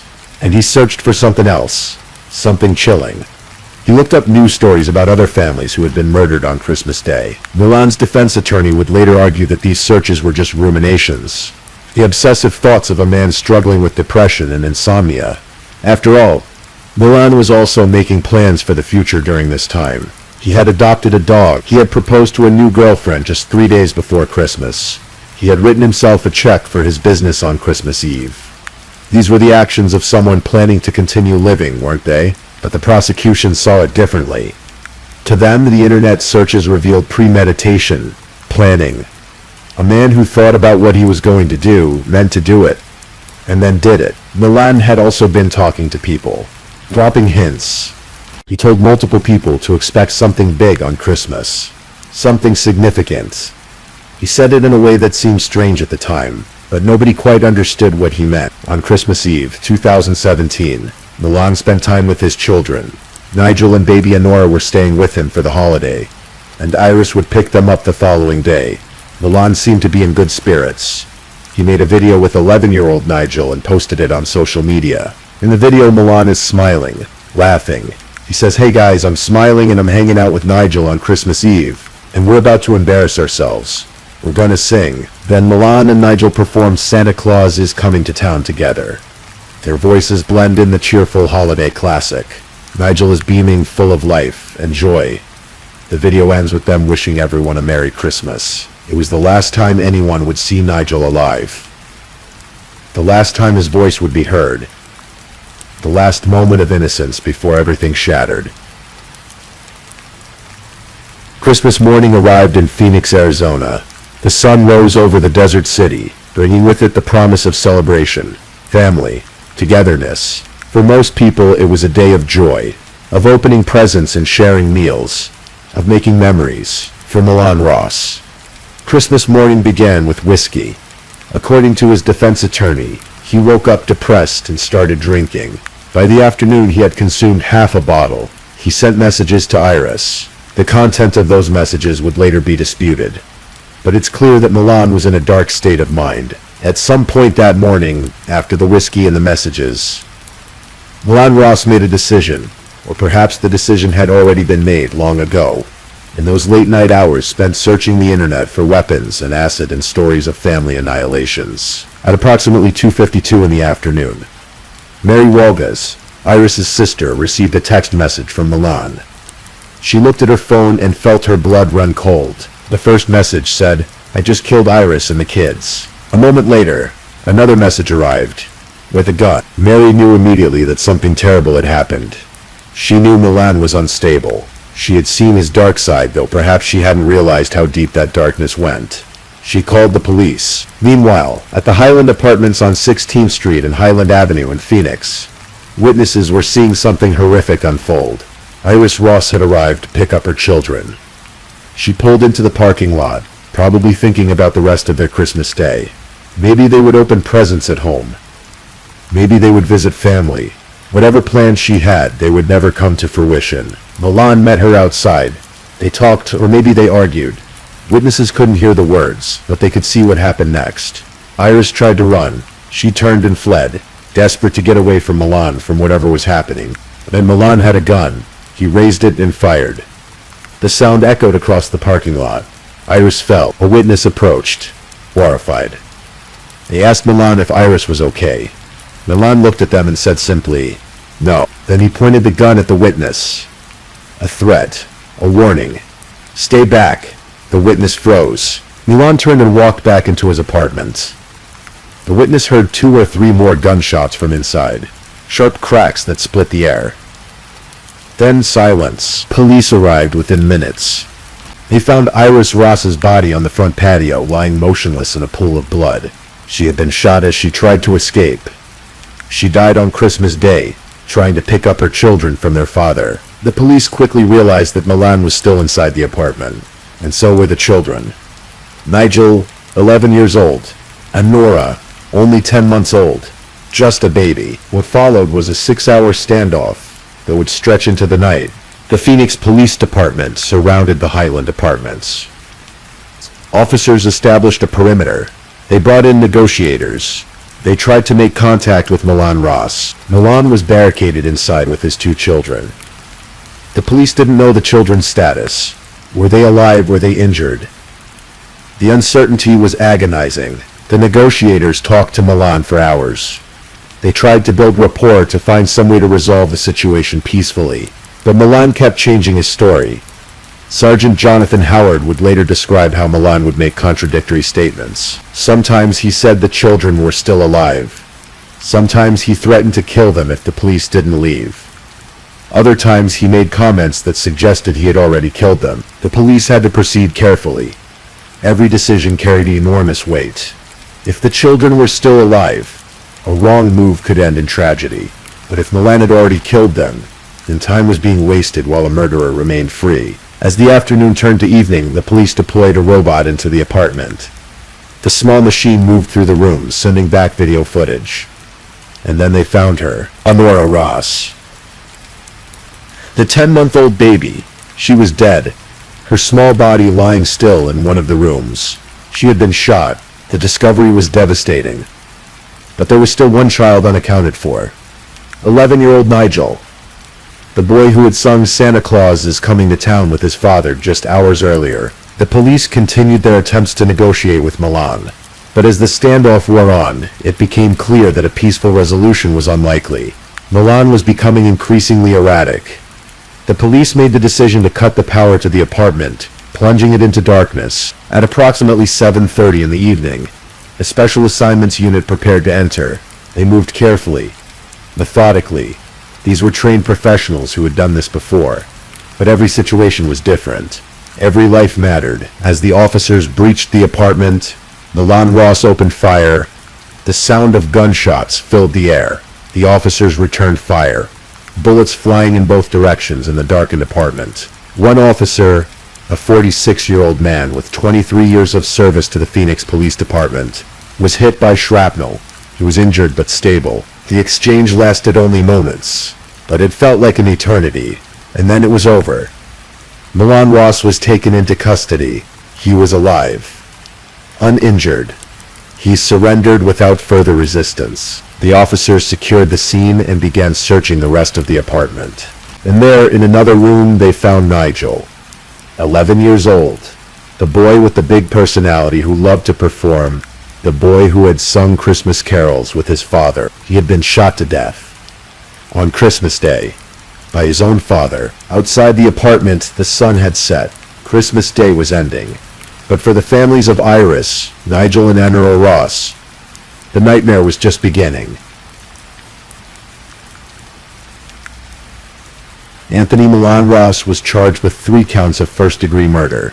He also faced 19 counts of aggravated assault on an officer, stemming from the shootout with police. The charges were filed the day after Christmas, but the case would not go to trial for years. Not for 1 year, or 2 or 3. It would be nearly 8 years before Milan Ross faced a jury for what he had done. Why did it take so long? David Black, a Phoenix criminal defense attorney not involved in the case, explained that this wasn't a simple matter. There were 3 deaths. It was a capital case, meaning the death penalty was on the table. There were mental health defenses being asserted, which required extensive evaluation by experts. And there was the shootout with police, adding layers of complexity. This wasn't a case that could be rushed through the system. So the years passed. Iris, Nigel, and Honora were buried. Their family grieved. Mary Wogas, Iris's sister, tried to explain to her own young son why Aunt Iris and his cousins were gone. How do you explain that to a child? How do you make sense of senseless violence? The public largely forgot about the case. Milan Ross's social media accounts remained frozen in time, still showing the cheerful Christmas Eve video. His books were still for sale. His image was still associated with health and transformation, even though he sat in jail awaiting trial for murdering his family. Finally, in September 2025, nearly 8 years after the murders, the trial began. The opening statements painted 2 very different pictures of what had happened and why. The prosecution, led by Maricopa County Prosecutor Richard Dusterhoff, described Milan Ross as vain and obsessed with celebrity status. They argued that he was financially dependent on Iris to maintain his lifestyle. When she filed for divorce, his carefully constructed world began to fall apart. The divorce meant losing not just his wife, but his image of the perfect family. It meant losing the financial support that allowed him to maintain his persona as a successful chef and motivational speaker. Dusterhoff presented the internet searches as evidence of premeditation, The searches for weapons, for acids, for news stories about family murders. He pointed to Milan's statement that people should expect something big on Christmas. He argued that Milan had planned the murders carefully, that he had thought about it before he did it, meant to do it, and then did it. The prosecution's theory was that this was revenge. Milan couldn't let Iris go. He couldn't let her take the children and the life they represented. If he couldn't have them, no one would. The defense, led by attorney Carrie Gallagher, presented a different narrative. She acknowledged that what happened was a tragedy, but argued that the prosecution had to prove premeditation for first-degree murder. She painted Milan as a man struggling with severe mental health issues in 2017. He had depression. He had insomnia, going days with poor sleep or even no sleep at all. Gallagher argued that the internet searches represented rumination, not concrete planning. She pointed to the future-oriented activities Milan was engaged in during the same period. He had proposed to his girlfriend 3 days before Christmas. He had adopted a dog with her.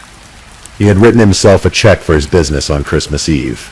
These weren't the actions of someone planning to die or to spend the rest of his life in prison, she argued. On Christmas Day, according to the defense, Milan woke up depressed and intoxicated after drinking half a bottle of whiskey. He sent messages to Iris about their separation. What happened next, Gallagher suggested, was impulsive rather than planned. A tragedy born of a moment of darkness, not a calculated act of revenge. The trial stretched on for weeks. As witnesses testified, evidence was presented. The jury heard about Milan's weight loss journey, his public persona, his hidden past with his first family in Missouri. They heard from Iris's sister about the threatening messages. They saw the Christmas Eve video of Milan and Nigel singing together. Knowing what would happen less than 24 hours later, on November 3, 2025, after hearing all the evidence, the jury reached a verdict. Guilty on all 3 counts of first-degree murder. Guilty of killing Iris. Guilty of killing 11-year-old Nigel. Guilty of killing 10-month-old Honora. The jury also found Milan Ross guilty on 3 counts of aggravated assault, related to the murders, and 17 counts of aggravated assault on a peace officer. The verdict came 8 years after the murders. Justice delayed, but not denied. Anthony Milan Ross's sentencing is scheduled for January 9th, 2026. He faces multiple life sentences in prison without the possibility of parole. There is also the possibility of the death penalty, either by lethal injection or by the gas chamber. Methods still available under Arizona law. When that day comes, Milan Ross will stand before a judge and hear his fate. The family of Iris, Nigel, and Honora will have the opportunity to make victim impact statements, to speak directly about what was taken from them that Christmas Day. Mary Wagas has spoken publicly about her grief. She described Nigel as a really cool kid with a big personality. She remembered Honora's smile. She spoke of Iris's ambition, her kindness, the way she would go out of her way to make someone's day better. All 3 of them gone. 3 lives ended in an afternoon of violence that began with a man who couldn't let go, who couldn't accept that his carefully constructed image had crumbled. The 2 daughters from Milan's first family, Shalonda and Ebony, have also spoken. They said they were more than willing to testify if needed, to tell their truth about the man their father really was beneath the public persona. They've moved past their trauma through counseling and therapy, but they carry the scars of their childhood. And what of the public who followed Milan Ross's journey? The people who read his book, attended his talks, believed in his message of transformation. They were left to grapple with the disconnect between the man they thought they knew and the reality of what he had done. The case of Anthony Milan Ross raises difficult questions about the nature of change and redemption. Can someone truly transform themselves?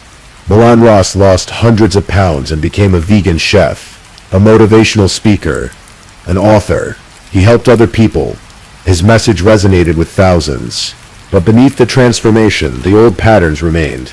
The abuse he had inflicted on his first family, the abandonment, the violence, the need for control.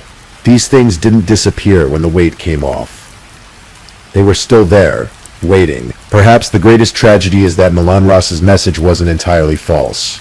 People can change their lives. They can lose weight, adopt healthier habits, transform their physical health.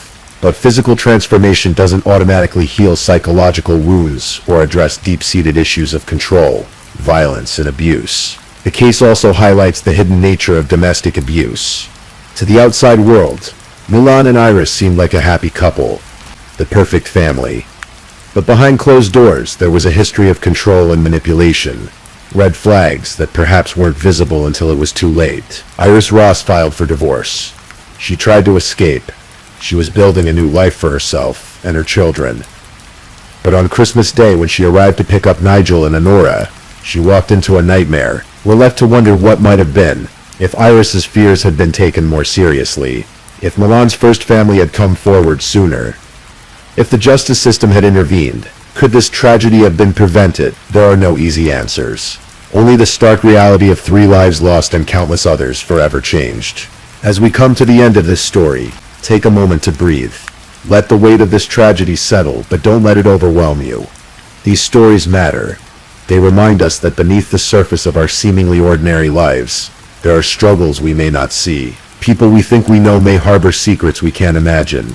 The case of Anthony Milan Ross is a reminder to look beneath the surface, to question the images people project, to take seriously the warning signs of abuse and violence, and to remember that true transformation must go deeper than the physical.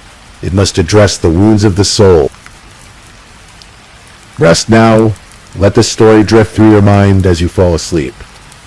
Remember Iris, who tried to make everyone's day better.